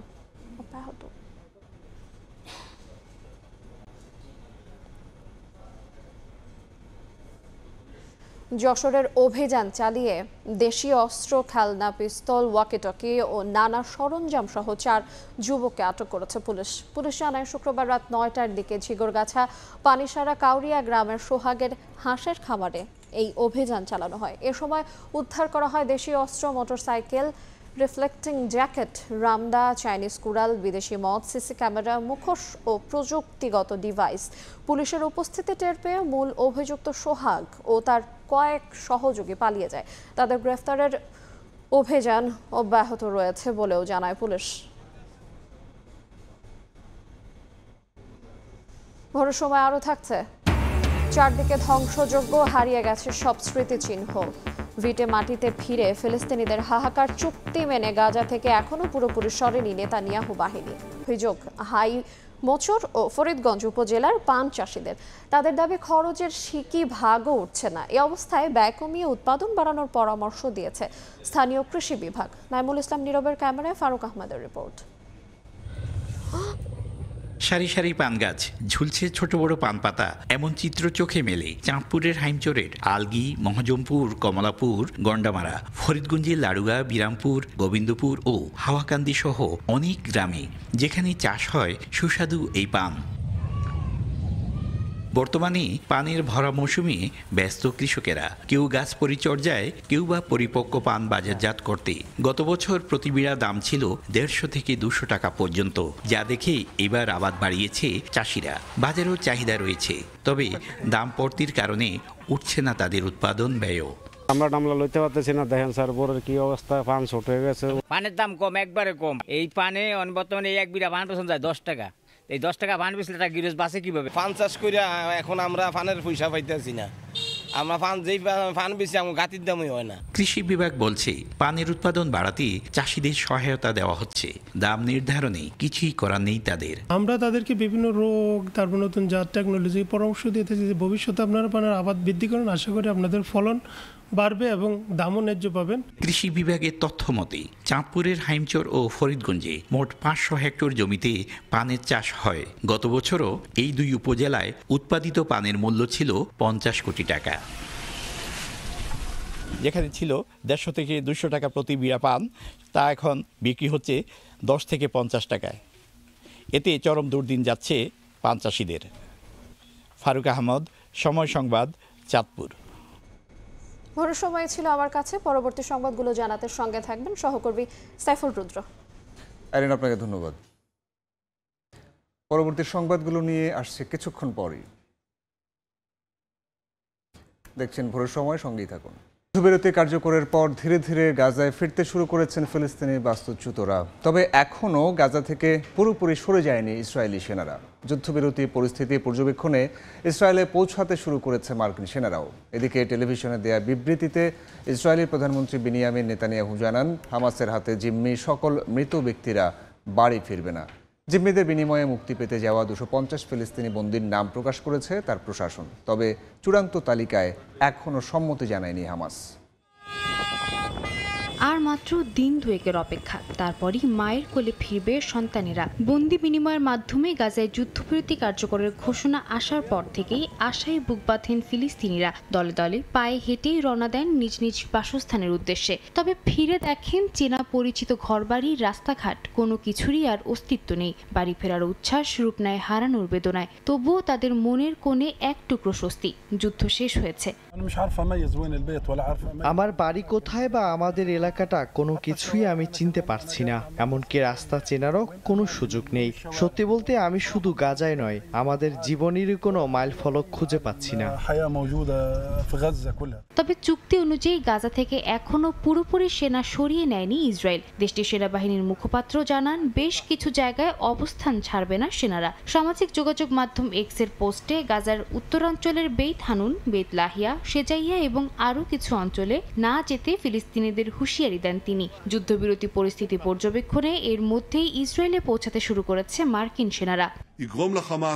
এদিকে প্রথমবারের মতো ইসরায়েলের প্রধানমন্ত্রী বিনিয়ামিন নেতানিয়াহু স্বীকার করেন, গাজায় নিহত সব জিম্মির দেহ হয়তো ইসরায়েলে ফিরবে না। টেলিভিশনে দেয়া ভাষণে তিনি বলেন, নিহত সব জিম্মির মরদেহ উদ্ধার করতে হামাস সক্ষম হবে না। তবে ইসরায়েল তাদের জিম্মিদের অবস্থান শনাক্ত ও মরদেহ ফিরিয়ে আনতে দ্রুত কাজ করবে। সে উদ্দেশ্যে ইসরায়েল, যুক্তরাষ্ট্র, মিশর, কাতার ও তুরস্কের প্রতিনিধিদের নিয়ে টাস্ক ফোর্সও গঠন করা হচ্ছে। এর মধ্যেই ইসরায়েলি জিম্মিদের বিনিময়ে মুক্তি পেতে যাওয়া 250 ফিলিস্তিনি বন্দীর তালিকা প্রকাশ করেছে তেল আবিব। তবে সেই তালিকার চূড়ান্ত অনুমোদন দেয়নি হামাস। তাদের দাবি, মারওয়ান বারঘৌতি, আহমদ সাদাত, হাসান সালামেহ এবং আব্বাস আল সাইদ সহ হামাসের বেশ কয়েকজন শীর্ষ নেতার নাম তালিকায় উল্লেখ নেই। টেলিগ্রাম পোস্টে সংগঠনটি জানায়, চূড়ান্ত চুক্তিতে পৌঁছালে প্রিজনার্স মিডিয়া অফিস প্ল্যাটফর্মে তালিকা প্রকাশ করা হবে। সাদিয়া তাসনিম, সময় সংবাদ। ইউক্রেন যুদ্ধ শেষ করতে যুক্তরাষ্ট্র রাশিয়ার উপর চাপ বাড়াচ্ছে বলে মন্তব্য করেছেন মার্কিন প্রেসিডেন্ট ডোনাল্ড ট্রাম্প। জানান, ন্যাটো মিত্রদের সঙ্গে যৌথভাবে এই চাপ প্রয়োগ করা হবে। পাশাপাশি ইউক্রেনের যুদ্ধ বিধ্বস্ত শিশুদের কথা বিবেচনা করে পুতিনকে শান্তিপত্র পাঠিয়েছেন মার্কিন ফার্স্ট লেডি মেলানিয়া ট্রাম্প। এদিকে কিয়েভে রুশ ড্রোন হামলায় বিদ্যুৎ বিচ্ছিন্ন হয়ে পড়েছে শহরের বড় একটি অংশ। নিহত হয়েছেন শিশুসহ অন্তত 24 জন। যুদ্ধবিরতি আলোচনায় ঘন্টার পর ঘন্টা ব্যয় করলেও পাল্টাপাল্টি হামলা চালিয়েই যাচ্ছে রাশিয়া ও ইউক্রেন। চলছে দোষারোপের খেলাও। স্থানীয় সময় বৃহস্পতিবার রাতে রাশিয়ার ব্যাপক ড্রোন ও ক্ষেপণাস্ত্র হামলায় কিয়েভ সহ একাধিক অঞ্চলে বেশ কয়েকজন হতাহত হন। বড় পরিসরের এই হামলায় বিদ্যুৎ বিচ্ছিন্ন হয়ে পড়ে ইউক্রেনের রাজধানী। দেখা যায় পানীয় জলের সংকট। শীতের আগে ইউক্রেনের জ্বালানি অবকাঠামো লক্ষ্য করে রাশিয়া হামলা জোরদার করেছে বলে দাবি জেলেনস্কির প্রশাসনের। রুশ প্রেসিডেন্ট ভ্লাদিমির পুতিনের সঙ্গে আলোচনায় কোনো সুরাহা না হওয়ায় বিরক্ত হয়ে উঠেছেন মার্কিন প্রেসিডেন্ট ডোনাল্ড ট্রাম্প। ওভাল অফিসে ফিনল্যান্ডের প্রেসিডেন্ট আলেকজান্ডার স্টাবের সঙ্গে বৈঠকে ট্রাম্প বলেন, যুক্তরাষ্ট্র ও ন্যাটো একসঙ্গে ইউক্রেন যুদ্ধ অবসানে চাপ বাড়াচ্ছে। ট্রাম্পের ভাষায়, তারা সবাই একসঙ্গে এগোচ্ছেন। সম্প্রতি গাজায় ইসরায়েল ও হামাসের মধ্যে শান্তি চুক্তি করিয়ে ইউক্রেন যুদ্ধ বিষয়ে আলোচনায় ফেরেন ট্রাম্প। তবে এই যুদ্ধের সমাধানকে কঠিন বলে স্বীকার করেন তিনি। এদিকে যুক্তরাষ্ট্রের ফার্স্ট লেডি মেলানিয়া ট্রাম্প জানান, ইউক্রেন যুদ্ধের শিশু ভুক্তভোগীদের বিষয়ে তার লেখা শান্তিপত্রের উত্তর দিয়েছেন পুতিন। চিঠিতে তিনি যুদ্ধবিধ্বস্ত শিশুদের পরিবারের সঙ্গে পুনর্মিলনের আহ্বান জানান। এরপর 24 ঘন্টার মধ্যেই 8 শিশুকে তাদের পরিবারের কাছে ফেরানো হয় বলে জানান মেলানিয়া। হোয়াইট হাউসের সংবাদ সম্মেলনে তিনি জানান, শিশুদের পুনর্মিলন যুক্তরাষ্ট্র ও রাশিয়া উভয় দেশের সহযোগিতায় সম্ভব হয়েছে। সাদিয়া তাসনিম, সময় সংবাদ। ক্ষোভে ফুঁসছে হোয়াইট হাউস। যুক্তরাষ্ট্রের অভিযোগ, নোবেল কমিটি রাজনৈতিক পক্ষপাত দেখিয়েছে। তবে নোবেল কমিটির চেয়ারম্যান জানান, মাচাদোর অবস্থান লাখো মানুষকে অনুপ্রাণিত করেছে, যা রাজনৈতিক প্রচারের চেয়ে অনেক বেশি তাৎপর্যপূর্ণ। এদিকে শান্তিতে নোবেল পুরস্কার জিতে প্রেসিডেন্ট ডোনাল্ড ট্রাম্পকে তা উৎসর্গ করেছেন ভেনেজুয়েলার বিরোধী দলীয় নেতা ও মানবাধিকার কর্মী মারিয়া করিনা মাচাদো। শান্তিতে নোবেল পুরস্কার পেয়েছেন ভেনেজুয়েলার বিরোধী দলীয় নেতা ও মানবাধিকার কর্মী মারিয়া কারিনা মাচাদো। এই সিদ্ধান্তে ক্ষুব্ধ প্রতিক্রিয়া জানিয়েছে ওয়াশিংটন। ঘোষণার ঘণ্টাখানেকের মধ্যে হোয়াইট হাউসের মুখপাত্র স্টিভেন চুং বলেন, নোবেল কমিটি প্রমাণ করেছে তারা শান্তির চেয়ে রাজনীতিকে অগ্রাধিকার দেয়। তিনি দাবি করেন, প্রেসিডেন্ট ট্রাম্প শান্তি চুক্তি, যুদ্ধবিরতি ও মানব জীবন রক্ষায় যে ভূমিকা রেখেছেন তা অতুলনীয়। দ্বিতীয় মেয়াদের 9 মাসে নিজেকে শান্তির প্রতীক হিসেবে তুলে ধরেছিলেন ট্রাম্প। ভারত পাকিস্তান সংঘাত ও মধ্যপ্রাচ্যে অস্ত্রবিরতি প্রচেষ্টাকে নিজের কৃতিত্ব হিসেবে প্রচার করে তিনি পুরস্কারের দাবিও তুলেছিলেন। তবে নোবেল কমিটির ভাষ্যে ট্রাম্পের প্রচারণা নয়, সাহসী মানবাধিকার রক্ষকদের স্বীকৃতি দিতে এই সিদ্ধান্ত নেওয়া হয়েছে। নোবেল কমিটির চেয়ারম্যান ইয়র্গেন ওয়াতেন ফ্রিডনেস বলেন, যখন স্বৈরাচারীরা ক্ষমতা দখল করে তখন যারা ভয় না পেয়ে রুখে দাঁড়ান তারাই প্রকৃত শান্তির দূত। তিনি বলেন, মাচাদোর অবস্থান লাখো মানুষকে অনুপ্রাণিত করেছে, যা রাজনৈতিক প্রচারের চেয়ে অনেক বেশি তাৎপর্যপূর্ণ। ইয়াসিন মোহাম্মদ জিসান, সময় সংবাদ। চীনের ওপর নতুন করে আরও 100% শুল্ক বাড়ানোর ঘোষণা দিয়েছেন মার্কিন প্রেসিডেন্ট ডোনাল্ড ট্রাম্প। একই সঙ্গে চীনা প্রেসিডেন্ট শি জিনপিং এর সঙ্গে পূর্ব নির্ধারিত বৈঠক বাতিলেরও হুঁশিয়ারি দিয়েছেন তিনি। চীনের বিরল খনিজ রফতানিতে কড়াকড়ি নিয়ন্ত্রণ জোরদারের পরিপ্রেক্ষিতে সামাজিক যোগাযোগ মাধ্যমে এসব মন্তব্য করেন ট্রাম্প। এই পদক্ষেপ মার্কিন অর্থনীতি এবং আন্তর্জাতিক বাজারে বিরূপ প্রভাব তৈরি করেছে। ডোনাল্ড ট্রাম্পের পাল্টা শুল্ক নীতি নিয়ে শুরু থেকেই দ্বন্দ্ব চলছে চীন ও যুক্তরাষ্ট্রের। পাল্টাপাল্টি হুমকি ও শুল্কারোপে পিছিয়ে নেই দেশ দুটির কোনোটি। চীনের নতুন রফতানি নিয়ন্ত্রণ পরিকল্পনা কার্যকরের পর সেই উত্তেজনার পালে আবারও হাওয়া লাগলো। ওই পরিকল্পনায় বিরল খনিজ রফতানি ও উৎপাদন প্রযুক্তি, সামরিক ও সেমিকন্ডাক্টর ব্যবহারের উপর নিয়ন্ত্রণ অন্তর্ভুক্ত থাকায় চটেছেন মার্কিন প্রেসিডেন্ট। চীনের এই নীতি কার্যকর হওয়ার পর শুক্রবার সামাজিক যোগাযোগ মাধ্যমে ক্ষোভ প্রকাশ করেন মার্কিন প্রেসিডেন্ট। বলেন, চীন প্রতিনিয়ত শত্রুতামূলক পদক্ষেপ নিয়ে যাচ্ছে, যা বিশ্ববাজারকে স্থবির করে দেবে। চীন সহ বিশ্বের সব দেশ এতে নেতিবাচকভাবে প্রভাবিত হবে বলেও সতর্ক করেন ট্রাম্প। এ অবস্থায় 1 নভেম্বর থেকে চীনের উপর আরও 100% শুল্কারোপের ঘোষণা দিয়েছেন ট্রাম্প। একই দিন থেকে বিভিন্ন গুরুত্বপূর্ণ সফটওয়্যার রফতানির উপরেও নিয়ন্ত্রণ আনার কথা জানান তিনি। এছাড়াও চীনের প্রেসিডেন্ট শি জিনপিং এর সঙ্গে পূর্ব নির্ধারিত বৈঠক বাতিলেরও হুঁশিয়ারি দেন মার্কিন প্রেসিডেন্ট। বলেন, এ অবস্থায় তার সঙ্গে দেখা করার কোনো কারণ আছে বলে তিনি মনে করেন না। ট্রাম্পের এই পদক্ষেপের পর বিশ্বজুড়ে শেয়ার বাজারে পতন দেখা যায়। বিনিয়োগকারীদের শঙ্কা, চীনের সঙ্গে নতুন বাণিজ্য যুদ্ধ মার্কিন অর্থনীতিতে নেতিবাচক প্রভাব ফেলতে পারে। সাদিয়া তাসনিম, সময় সংবাদ। ইরানি তেল বাণিজ্যের কারণে চীনের একটি রিফাইনারি, টার্মিনাল ও কয়েকটি কোম্পানির উপর নিষেধাজ্ঞা দিয়েছে যুক্তরাষ্ট্র। পাশাপাশি চীনে তৈরি বা চীনা মালিকানাধীন জাহাজগুলো যুক্তরাষ্ট্রের বন্দরে প্রবেশের সময় উচ্চ শুল্ক দিতে হবে বলে জানিয়েছে ওয়াশিংটন। প্রতিক্রিয়ায় মার্কিন জাহাজে অতিরিক্ত বন্দর শুল্ক আরোপ করেছে বেইজিং। একই পরিস্থিতির মুখোমুখি ভারতও, যেখানে কয়েকটি শিপিং কোম্পানি যুক্তরাষ্ট্রের নিষিদ্ধ তালিকায় এসেছে। এদিকে রাশিয়া জানিয়েছে ইসরায়েল আঞ্চলিক উত্তেজনা কমিয়ে সমঝোতা বজায় রাখতে চায়।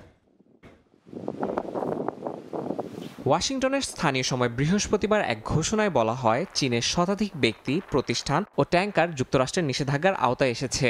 নিষেধাজ্ঞার আওতায় থাকা জাহাজগুলোর মধ্যে কংমো, বিগ ম্যাগ ও ভয় নামের ট্যাঙ্কারগুলো বিশেষভাবে চিহ্নিত করা হয়েছে। ট্রেজারি জানিয়েছে এগুলো ইরানের শ্যাডো ফ্লিট বা ছায়া বহরের অংশ, যা বিভিন্ন দেশের উপকূলে জাহাজ বদলের মাধ্যমে তেল রফতানি করছে। শুধু তাই নয়, চীনে তৈরি বা চীনা মালিকানাধীন জাহাজগুলোকেও যুক্তরাষ্ট্রের বন্দরে প্রবেশের সময় উচ্চ শুল্ক দিতে হবে, যা প্রতি বছর বাড়তে পারে এবং 2028 সাল পর্যন্ত তা চলবে। যুক্তরাষ্ট্রের অভিযোগ, ইরান থেকে লাখ লাখ ব্যারেল অপরিশোধিত তেল ও পেট্রোকেমিক্যাল আমদানি করে চীন নিষেধাজ্ঞা এড়িয়ে বাণিজ্য চালিয়ে যাচ্ছে। বেইজিং এই পদক্ষেপকে অবৈধ ও একতরফা বলে নিন্দা জানিয়েছে। পাল্টা জবাবে যুক্তরাষ্ট্রের জাহাজে অতিরিক্ত বন্দর শুল্ক আরোপের ঘোষণা দিয়েছে। 14 অক্টোবর থেকে যুক্তরাষ্ট্রে নির্মিত, যুক্তরাষ্ট্রের পতাকাবাহী কিংবা মার্কিন মালিকানাধীন ও পরিচালিত সব জাহাজকে প্রতি সফরে অতিরিক্ত বন্দর ফি দিতে হবে বলে জানানো হয়েছে। তবে বিশেষজ্ঞরা বলছেন, চীনের পাল্টা শুল্ক যুক্তরাষ্ট্রের জন্য ততটা ক্ষতিকর হবে না যতটা মার্কিন শুল্ক চীনা জাহাজ বহরে প্রভাব ফেলবে। চীনের পাশাপাশি ভারতীয় নাগরিক ও কোম্পানিকেও এ দফায় লক্ষ্যবস্তু করেছে যুক্তরাষ্ট্র। মার্শাল দ্বীপপুঞ্জে নিবন্ধিত ভারতীয় মালিকানাধীন বার্থা শিপিং ও ইভি লাইন্স এবং ভারত ভিত্তিক ভেগা স্টার শিপ ম্যানেজমেন্টকে নিষিদ্ধ তালিকায় যুক্ত করেছে ওয়াশিংটন। জাহাজগুলো পাকিস্তান ও চীনের উদ্দেশ্যে ইরানি পেট্রোলিয়াম গ্যাস এলপিজি পরিবহন করছে বলে অভিযোগ রয়েছে। ইয়াসিন মোহাম্মদ জিসান, সময় সংবাদ। যুক্তরাষ্ট্রে চলমান সরকারি শাটডাউনকে কাজে লাগিয়ে এরই মধ্যে কর্মীদের ছাঁটাই করতে শুরু করেছে হোয়াইট হাউস। এতে রাজস্ব, শিক্ষা, স্বাস্থ্য এবং মানব সেবা মন্ত্রণালয় প্রভাবিত হতে চলেছে বলে জানিয়েছে গণমাধ্যম। গণহারে এই কর্মী ছাঁটাইয়ের দায় ডেমোক্রেটদের উপর চাপাচ্ছে ট্রাম্প প্রশাসন। এদিকে কংগ্রেসে না ফেরায় রিপাবলিকানদের কঠোর সমালোচনা করেছেন হাউস মাইনরিটি লিডার হাকিম জেফ্রিস। 10 দিন ধরে চলমান সরকারি শাটডাউনের মধ্যে এবার ফেডারেল কর্মীদের ছাঁটাই করতে শুরু করেছে ট্রাম্প প্রশাসন। অফিস অফ ম্যানেজমেন্ট অ্যান্ড বাজেটের পরিচালক রাসেল ভোগট জানান, সরকারি ব্যয় নিয়ন্ত্রণে আনতেই এই সিদ্ধান্ত নেওয়া হয়েছে। শিক্ষা, স্বাস্থ্য ও মানব সেবা বিভাগ জানায় তাদের কিছু কর্মী এর মধ্যেই রিডাকশন ইন ফোর্সের আওতায় পড়েছেন। তবে কতজন ছাঁটাই হবেন বা কখন তা কার্যকর হবে এ বিষয়ে এখনও বিস্তারিত জানানো হয়নি। স্বাস্থ্য ও মানব সেবা বিভাগ জানায়, যেসব কর্মীকে অপ্রয়োজনীয় হিসেবে চিহ্নিত করা হয়েছে মূলত তাদেরই ছাঁটাই করা হচ্ছে। এতে centres for disease control, agency for health care research and quality এবং হেলথ রিসোর্সেস অ্যান্ড সার্ভিসেস অ্যাডমিনিস্ট্রেশনের কার্যক্রম ক্ষতিগ্রস্ত হতে পারে। গণহারে কর্মী ছাঁটাইয়ের দায় ডেমোক্রেটদের উপর চাপাচ্ছেন ট্রাম্প প্রশাসন। অন্যদিকে সিনেটে টানা 7মবারের মতো ফান্ডিং বিল পাশে ব্যর্থ হওয়ায় শাটডাউন আরও দীর্ঘায়িত হওয়ার শঙ্কা দেখা দিয়েছে। এতে বহু ফেডারেল কর্মী বেতন ছাড়া কাজ করতে বা বাধ্যতামূলক ছুটিতে যেতে বাধ্য হচ্ছেন। প্রতিটি সরকারি দফতর নিজস্ব পরিকল্পনায় ব্যয় সংকোচন ও কর্মী ছাঁটাইয়ের পদক্ষেপ নিচ্ছে। এ অবস্থায় রিপাবলিকানদের কঠোর সমালোচনা করেছেন house of minority leader Hakim Jefferies. তিনি অভিযোগ করেন, সরকার সচল থাকা সত্ত্বেও রিপাবলিকান নেতারা সচেতনভাবে কংগ্রেসে ফিরছেন না এবং পরিস্থিতিকে আরও জটিল করছেন। উভয় দলকে দ্রুত আলোচনায় বসে শাটডাউন শেষ করে জনগণের স্বার্থে বাজেট চুক্তিতে পৌঁছানোর আহ্বান জানান তিনি। সাদিয়া তাসনিম, সময় সংবাদ। যুক্তরাষ্ট্রের টেনেসিতে সামরিক কারখানায় ভয়াবহ বিস্ফোরণে অন্তত 19 জন নিখোঁজ হয়েছেন। তাদের সবাইকে মৃত বলে আশঙ্কা করা হচ্ছে। স্থানীয় সময় শুক্রবার সকালে ওই বিস্ফোরণে বাড়ি ঘর কেঁপে ওঠে, বিশাল এলাকা ধ্বংসস্তূপে পরিণত হয়। যুক্তরাষ্ট্র থেকে হাসানুজ্জামান সাকির রিপোর্টে বিস্তারিত। যুক্তরাষ্ট্রের টেনেসি অঙ্গরাজ্যের সামরিক বিস্ফোরক প্রস্তুতকারী প্রতিষ্ঠান অ্যাকুরেট এনার্জেটিক সিস্টেমসের কারখানা। ভয়াবহ বিস্ফোরণের ধ্বংসলীলা ছড়িয়ে ছিটিয়ে আছে পুরো এলাকা জুড়ে। শুক্রবার সকাল 8:45টার দিকে হঠাৎ বিস্ফোরণে কয়েক মাইল পর্যন্ত এলাকা কেঁপে ওঠে। প্রায় 1300 একর জায়গা জুড়ে কারখানাটি পরিণত হয় ধ্বংসস্তূপে। টেনেসির ন্যাশভিল থেকে প্রায় 1 ঘন্টা দক্ষিণ পশ্চিমে অবস্থিত হিকম্যান এবং হ্যামফ্রেশ কাউন্টি সীমান্তের ম্যাকউইন এলাকার এই কারখানাটিতে প্রায় 80 জন কর্মচারী কাজ করতেন বলে জানিয়েছেন স্থানীয় মেয়র জিম ব্যাটস। তবে বিস্ফোরণের সময় সেখানে কতজন ছিলেন তা স্পষ্ট নয়। কারখানার একটি ভবন সম্পূর্ণ ধ্বংস হয়ে গেছে, অনেকে নিহত হয়েছেন, নিখোঁজ রয়েছেন বেশ কয়েকজন। বিস্ফোরণ স্থল থেকে 21 মাইল দূরে লোবেলভিলে থাকেন কোডি ওয়ারেন নামে এক বাসিন্দা। বিস্ফোরণের বিকট শব্দে ঘুম ভেঙে যায় তার। বলেন, মনে হয়েছিল তার বাড়িতে বজ্রপাত হয়েছে। স্থানীয় শেরিফ ডেভিস বলেন, এটি তার জীবনে দেখা সবচেয়ে বিধ্বংসী দৃশ্য। স্থানীয় কর্তৃপক্ষ জানায়, গেল মাসে বিস্ফোরক টিএনটি সংগ্রহের জন্য অ্যাকুরেট এনার্জেটিক সিস্টেমসের সঙ্গে প্রায় $120 মিলিয়ন চুক্তি করে মার্কিন প্রতিরক্ষা বিভাগ। দুর্ঘটনা নাকি অন্য কোনো কারণে বিস্ফোরণ ঘটেছে তা খতিয়ে দেখতে অনুসন্ধান শুরু করেছে যুক্তরাষ্ট্রের আইনশৃঙ্খলা বাহিনী ও বিভিন্ন তদন্তকারী সংস্থা। হাসানুজ্জামান সাকি, সময় সংবাদ, যুক্তরাষ্ট্র। কাবুলে পরপর বিস্ফোরণের পর পাকিস্তানের বিরুদ্ধে আফগানিস্তানের সার্বভৌমত্ব লঙ্ঘনের অভিযোগ তুলেছে তালেবান সরকার। একে সহিংস ও উস্কানিমূলক পদক্ষেপ বলে আখ্যা দিয়েছে তারা। শুক্রবার আফগান প্রতিরক্ষা মন্ত্রণালয় জানায়, দেশটির দক্ষিণ পূর্বাঞ্চলের প্রদেশ পাতিকার এক বাজারে বোমা হামলা চালিয়েছে পাকিস্তান। এতে কয়েকটি দোকান ধ্বংস হয়, তবে পাকিস্তান এ বিষয়ে কোনো মন্তব্য করেনি। পেশোয়ারে সংবাদ সম্মেলনে জেনারেল আহমেদ শরীফ চৌধুরী বলেন, আফগান ভূখণ্ড পাকিস্তানের বিরুদ্ধে সন্ত্রাসী ঘাঁটিতে পরিণত হয়েছে। তিনি হুঁশিয়ারি দেন, নাগরিকদের রক্ষায় যেসব পদক্ষেপ প্রয়োজন তা নেওয়া হবে। তালেবান প্রতিরক্ষা মন্ত্রণালয় সতর্ক করে বলেছে, পরিস্থিতির অবনতি হলে তার দায় পাকিস্তান সেনাবাহিনীকেই নিতে হবে। 4 দিন পরে আবারও ফ্রান্সের প্রধানমন্ত্রীর পদে ফিরলেন সেবাস্তিয়ান লেকনো। প্রেসিডেন্ট ইমানুয়েল ম্যাক্রো শুক্রবার রাতে তাকে নতুন সরকার গঠনের দায়িত্ব দিয়েছেন। এলিজে প্রাসাদে প্রধান রাজনৈতিক দলগুলোর সঙ্গে বৈঠকের পর লেকনকে পুনর্বহালের ঘোষণা দেন ম্যাক্রো। কয়েকদিন আগেই এই পদ চান না বলে ক্ষমতা ছেড়েছিলেন প্রধানমন্ত্রী। তবে নতুন বাজেট উপস্থাপনের শেষ সময় ঘনিয়ে আসায় দ্রুত সিদ্ধান্ত নিতে বাধ্য হন প্রেসিডেন্ট। নতুন প্রধানমন্ত্রীকে আগামী সোমবারের মধ্যেই সংসদে 2024 সালের বাজেট উপস্থাপন করার দায়িত্ব দেওয়া হয়েছে।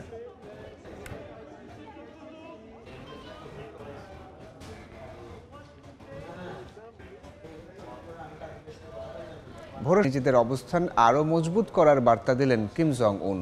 তিনি দেশকে সমাজতান্ত্রিক স্বর্গরাজ্য হিসেবে গড়ে তোলার অঙ্গীকার করেন। যুক্তরাষ্ট্রের হুমকি মোকাবিলায় পারমাণবিক অস্ত্র উন্নয়নে কাজ চলছে বলেও জানান কিম।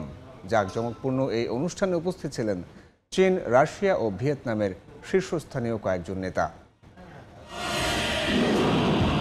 পিয়ংইয়ং এর মেডে স্টেডিয়ামে হয়ে গেল উত্তর কোরিয়ার শাসক দল ওয়ার্কার্স পার্টি অফ কোরিয়ার ৮০তম পূর্তি অনুষ্ঠান। বৃহস্পতিবার স্থানীয় সময় রাতে আয়োজিত এই অনুষ্ঠানে যোগ দেন দেশটির সর্বোচ্চ নেতা কিম জং উন। অনুষ্ঠানে বিশ্বমঞ্চে নিজেদের অবস্থান আরও মজবুত করার বার্তা দেন কিম। বলেন তার দল গত ৮০ বছরের ইতিহাসে কোনো ভুল পদক্ষেপ নেয়নি। তার মতে এই দল জনগণের প্রজ্ঞা ও শক্তির উপর নির্ভর করে দেশকে উন্নতির পথে চালিত করেছে। তিনি বলেন বিশ্বের সামনে এমন এক শক্তিশালী জাতি হিসেবে দাঁড়িয়ে আছে উত্তর কোরিয়া। অনুষ্ঠানে যুক্তরাষ্ট্রের প্রতি সতর্কবার্তা উচ্চারণ করেন কিম। বলেন মার্কিন সাম্রাজ্যবাদীদের ক্রমবর্ধমান পারমাণবিক যুদ্ধের হুমকি মোকাবিলায় উত্তর কোরিয়া একসঙ্গে পারমাণবিক অস্ত্র ও অর্থনীতির উন্নয়নে জোর দিয়েছে। এর আগে তিনি জানিয়েছিলেন যতদিন ওয়াশিংটন পারমাণবিক অস্ত্রমুক্তির অবাস্তব মোহ ত্যাগ করে বাস্তবতাকে মেনে না নেয় এবং আসল শান্তিপূর্ণ সহাবস্থান না চায় ততদিন আলোচনার কোনো কারণ নেই। এই বার্ষিকী উদযাপন কিম জং উনের সাম্প্রতিক বেইজিং সফরের পরপরই হলো, যেখানে তিনি চীনের দ্বিতীয় বিশ্বযুদ্ধে বিজয়ের ৮০ বছর পূর্তি উপলক্ষে আয়োজিত সামরিক প্যারেডে অংশ নিয়েছিলেন। সেখানে কিম চীনা প্রেসিডেন্ট শি জিনপিং ও রুশ প্রেসিডেন্ট ভ্লাদিমির পুতিনের সঙ্গে একই মঞ্চে দাঁড়িয়েছিলেন। মার্কিন প্রেসিডেন্ট ডোনাল্ড ট্রাম্প তখন এই তিন নেতার একত্রিত হওয়াকে যুক্তরাষ্ট্রের বিরুদ্ধে ষড়যন্ত্র হিসেবে অভিহিত করেছিলেন। এই অনুষ্ঠানে উপস্থিত ছিলেন চীনের প্রধানমন্ত্রী লি কিয়াং, ভিয়েতনামের নেতা তো লাম এবং রাশিয়ার নিরাপত্তা পরিষদের ডেপুটি চেয়ারম্যান দিমিত্রি মেদভেদেভ। এই শীর্ষ নেতাদের উপস্থিতি কিমের আন্তর্জাতিক মঞ্চে ক্ষমতা সংহত করার ইঙ্গিত দিচ্ছে বলে মনে করছেন আন্তর্জাতিক সম্পর্ক বিশ্লেষকরা। ইয়াসিন মোহাম্মদ জিসান, সময় সংবাদ। নওগাঁর হাটে সরবরাহ বাড়ায় ব্রি-19 ধানের দাম কমেছে মন প্রতি 40 থেকে 60 টাকা। তবে কাটারি জিরাশাল ও গোল্ডেন আতপ ধানের যোগান কমায় বেড়েছে দাম। বিস্তারিত জানাতে নওগাঁর মহাদেবপুর হাটে আছেন রিপোর্টার MR রকি।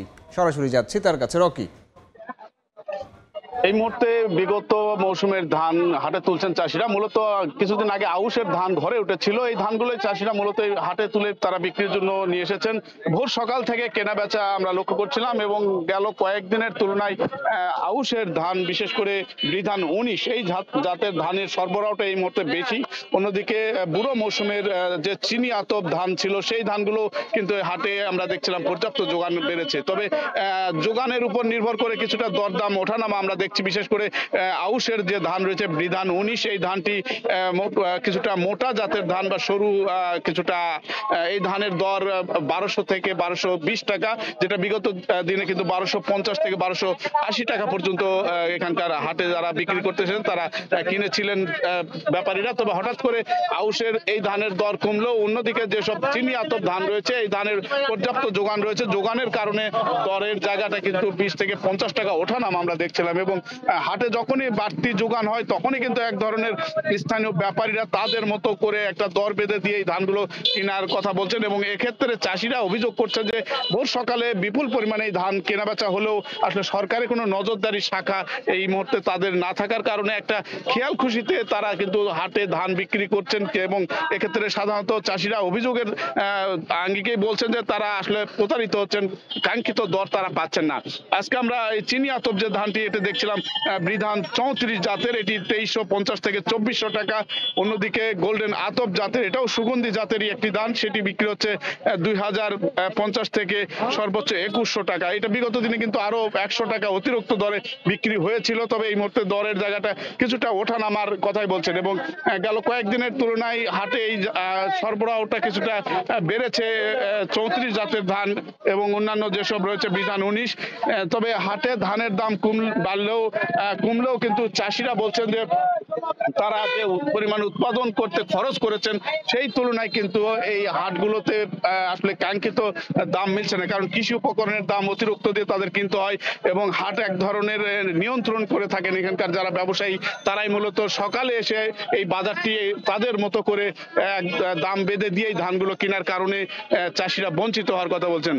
জেলা কৃষি বিভাগ বলছে বিগত আউশ মৌসুমে এই জেলায় কৃষি সম্প্রসারণের তথ্য বলছে প্রায় 64,000 হেক্টর জমিতে ধানের আবাদ করা হয়েছিল রোপা আউশের, যা থেকে প্রায় 4.5 লাখ মেট্রিক টন রোপা আউশের ধান কৃষকের ঘরে উঠেছে। অন্যদিকে আর কিছুদিনের মধ্যে কিন্তু আমনের ধান ঘরে উঠবে এবং এই ধান উঠলে আরেক দফা দরের জায়গাটা কমবে বলে মনে করছেন এখানকার চাষিরা। এক্ষেত্রে একটা বাজারে নজরদারির কথাই চাষিদের দিক থেকে বলা হচ্ছে। এই ছিল সার্বিক নওগাঁ ধান বেচা কেনার খবর আমার কাছে। নওগাঁর মহাদেবপুর হাট থেকে ধান বেচা কেনার খবর জানাচ্ছিলেন সহকর্মী রকি। দেখছেন ভোরের সময়, সঙ্গেই থাকুন। বিশ্ব মানসিক স্বাস্থ্য দিবস উপলক্ষে বাংলাদেশ অ্যাসোসিয়েশন অব সাইকিয়াট্রিস্ট এর উদ্যোগে এবং জাতীয় মানসিক স্বাস্থ্য ইনস্টিটিউট ও হাসপাতালের সহযোগিতায় শুরু হয়েছে 5 কিলোমিটার হাফ ম্যারাথন। এই মুহূর্তে রাজধানী শ্যামলীতে রয়েছেন সহকর্মী মানিক মোহাম্মদ ওমর। সরাসরি চলে যাচ্ছি তার কাছে। ওমর, আমি এখন আছি রাজধানীর শেরেবাংলা নগরে অবস্থিত জাতীয় মানসিক স্বাস্থ্য ইনস্টিটিউট ও হাসপাতালে। 11 অক্টোবর বিশ্ব মানসিক স্বাস্থ্য দিবস উপলক্ষে একটি ম্যারাথনের আয়োজন করেছে বাংলাদেশ অ্যাসোসিয়েশন অব সাইকিয়াট্রিস্ট এবং জাতীয় মানসিক স্বাস্থ্য ইনস্টিটিউট। এই আয়োজনে নানান বয়সী মানুষ আমরা দেখতে পেয়েছি এই ম্যারাথনে অংশ নিয়েছেন। 5 কিলোমিটার দীর্ঘ এই ম্যারাথনের নাম দেওয়া হয়েছিল রান ফর মেন্টাল ওয়েলবিং। আপনারা দেখতে পাচ্ছেন এখানে অনেক মানুষ এখনও আছে যারা এখানে অংশ নিয়েছিল ম্যারাথনে। তরুণ থেকে শুরু করে প্রবীণ আমরা দেখেছি নানান বয়সী মানুষকে এখানে এই ম্যারাথনে অংশ নিয়েছেন, তাদের মধ্যে উচ্ছ্বাস দেখতে পেয়েছি। আয়োজকদের সঙ্গে আমরা কথা বলেছিলাম। আয়োজকরা আমাদেরকে বলেছেন যে মানসিক স্বাস্থ্য নিয়ে সচেতনতা বাড়াতেই এই আয়োজন করা হয়েছে। মানসিক স্বাস্থ্য নিয়ে সচেতনতা বৃদ্ধি করতে এই আয়োজনটা তারা করে থাকেন। বিশ্বব্যাপী মানসিক স্বাস্থ্য নিয়ে মানুষের সচেতনতা বাড়াতে প্রতি বছর এই দিবসটি পালন করা হয়ে থাকে। মানসিক স্বাস্থ্য নিয়ে যাতে আরও বেশি মানুষ সচেতন হয় সেই উপলক্ষেই এই ম্যারাথনের আয়োজন করা হয়েছে। আয়োজকরা বলছেন যে এই আয়োজনটির মাধ্যমে মানুষের মধ্যে যে একটা উদাসীনতা আছে মানসিক স্বাস্থ্য নিয়ে সেটির প্রতি সচেতনতা বৃদ্ধি পাবে। একই সঙ্গে ম্যারাথনে অংশ নেওয়ার একটি কারণ আমাদেরকে যারা অংশগ্রহণ করেছেন তারা বলেছেন যে এই ম্যারাথনের মাধ্যমে তারা নিজেদেরকে ফিট রাখতে পারেন এবং যারা স্বাস্থ্য সচেতন তারা একই সঙ্গে মানসিক স্বাস্থ্য নিয়েও সচেতন হবেন, এমনটাই আশা করেছেন আমাদের এখানে যারা অংশগ্রহণ করেছেন। আমরা আয়োজকদের সঙ্গে কথা বলেছিলাম। জাতীয় মানসিক স্বাস্থ্য ইনস্টিটিউট ও হাসপাতাল এবং বাংলাদেশ অ্যাসোসিয়েশন অব সাইকিয়াট্রিস্ট যৌথভাবে এই আয়োজনটি করেছে। ম্যারাথনে 5 কিলোমিটার এই ম্যারাথনে অংশ নিয়ে উচ্ছ্বাস প্রকাশ করেছেন তরুণ থেকে শুরু করে প্রবীণ যারা এখানে অংশগ্রহণকারী আছে সবাই। আপনারা দেখতে পাচ্ছেন এখানে অনেকেই এখনও রয়ে গেছেন। একটু আগেই ম্যারাথনটি শেষ হয়েছে।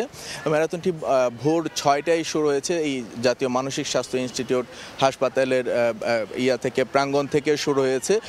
শুরু হয়ে একটু আগেই আমরা এখানে দেখেছি এটা এখানে এসে শেষ হয়েছে। এই ছিল আমার কাছে ম্যারাথনের সর্বশেষ। মানসিক স্বাস্থ্য ঠিক রাখতে ম্যারাথনের আয়োজন করেছিল রাজধানীর শ্যামলীতে। সেই খবরাখবর জানাতে যুক্ত হয়েছিলেন সহকর্মী মানিক মোহাম্মদ ওমর।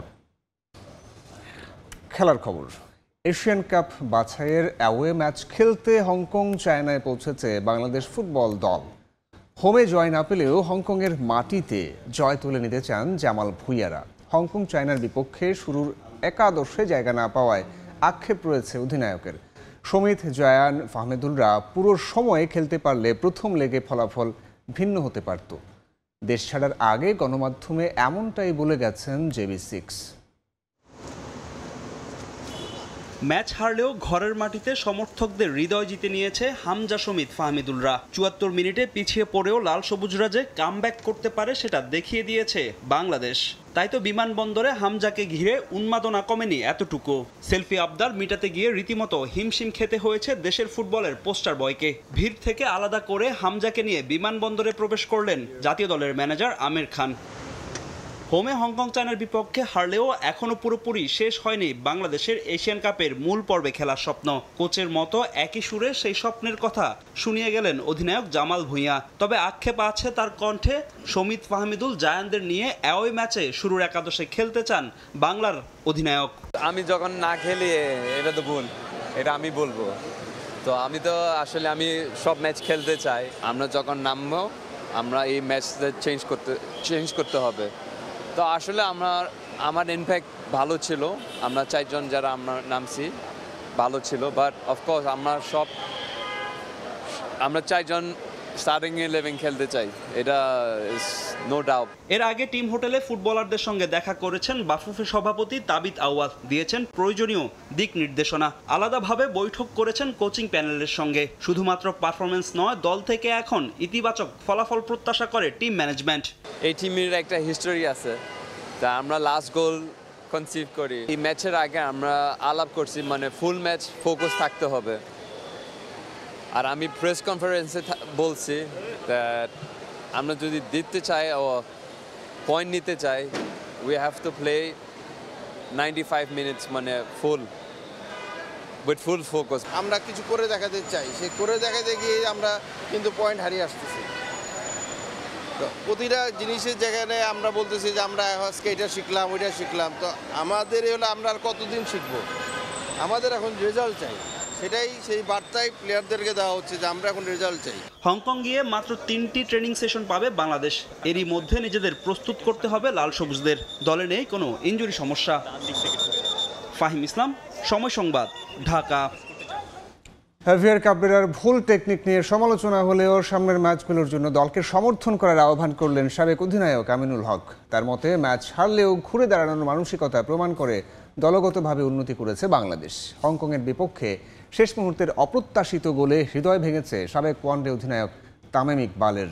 ম্যাচ হারলেও মন জয় করেছেন সমিত, সমু এবং হামজা চৌধুরীরা।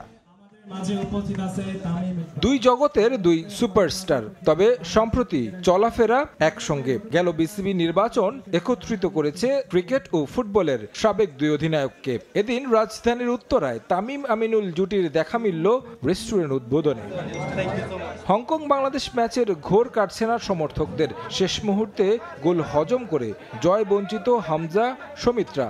ম্যাচটা মাঠে বসে উপভোগ করেছেন সাবেক ওয়ানডে অধিনায়ক তামিম ইকবাল। ফলাফল ভুলে ফুটবলারদের পারফরমেন্সে মুগ্ধ সাবেক এই অধিনায়ক। আমার জন্য ওয়াজ heart breaking as anybody else, যারা মাঠে ছিল বা খেলা দেখেছে।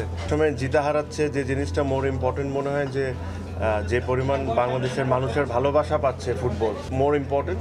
হোপ রেজাল্টও আমাদের ঘরে আসা খুব তাড়াতাড়ি শুরু হবে। টেকনিক্যাল দিক নিয়ে তামিম কথা না বললেও সাবেক অধিনায়ক আমিনুল ইসলামের চোখে ঠিকই ধরা পড়েছে কোচ হেভিয়ার কাবরেরার ভুল ত্রুটি। তবে আপাতত দলকে সমর্থন দেওয়ার পক্ষে সাফ জয়ী এই ফুটবলার। আমরা যখন দেখেছি বিভিন্ন দেশের যারা কোচ, তারা সবসময় হেরে যাওয়ার পরে তার কাঁধেই কিন্তু দায়িত্বটা নিয়েছে। এখন ক্যামেরার সাথে আমাদের খেলোয়াড়দের কি সম্পর্ক রয়েছে, ইন্টারনাল আমাদের অফিসিয়ালস, সেটা কিন্তু আমার মনে হয় যে ওই সিচুয়েশনটা বলবে যে আসলে কেন ক্যামেরা এইভাবে কথা বলেছে। সো আই হোপ যে এই বিষয়টা নিয়ে আমাদের টিম ম্যানেজমেন্টে যারা রয়েছে তারা আলাপ আলোচনার মাধ্যমে এই সমস্যাগুলো ভবিষ্যতে যাতে না হয়, এবং খেলোয়াড়, কোচ এবং আমাদের অফিসিয়াল যারা রয়েছে তাদের ভিতরে যাতে একটি চমৎকার আন্ডারস্ট্যান্ডিংয়ের মাধ্যমে আমরা যাতে পরবর্তী ম্যাচগুলোতে যাতে আমরা বাংলাদেশ ফুটবল টিম ভালো রেজাল্ট করতে পারি। হংকংয়ের বিপক্ষে অ্যাওয়ে ম্যাচ খেলতে দেশ ছেড়েছে বাংলাদেশ। সামনে আছে ভারত সিঙ্গাপুর ম্যাচও। আমিনুলের প্রত্যাশা, মানসিকভাবে উন্নতি করা বাংলাদেশ শিগগিরই উপহার দিবে জয়। লাস্ট মুহূর্তে এসে যখন আমরা হেরে গেছি তখন হয়তো বা আফসোস নিয়ে বেরোলেও, বাট আমার কাছে মনে হয় যে বাংলাদেশের ফুটবলের যে একটা পরিবর্তন আমরা দেখছি, এই ধরনের যে মানে স্নায়ুর চাপ যে বেশি থাকে এই ম্যাচগুলোতে, এটা অ্যাবজর্ভ করাটা খুব ইম্পর্টেন্ট। তো এই ক্ষেত্রে আমার কাছে মনে হয়েছে যে আমাদের গোলকিপার কিছুটা হলেও নার্ভাস ফিল করেছে, এবং সেখানে যদি গোলকিপার যদি ভালো সময় যদি সঠিক সিদ্ধান্তটা নিতে পারতো তাহলে হয়তো আমাদের রেজাল্টটা ডিফারেন্ট হতো। 14 অক্টোবর হংকংয়ের বিপক্ষে মাঠে নামবে হামজা চৌধুরীরা। চাপমুক্ত থেকে ভালো খেলবে লাল সবুজের প্রতিনিধিরা, প্রত্যাশা সবার। তারেক হাসান শিমুল, সময় সংবাদ, ঢাকা।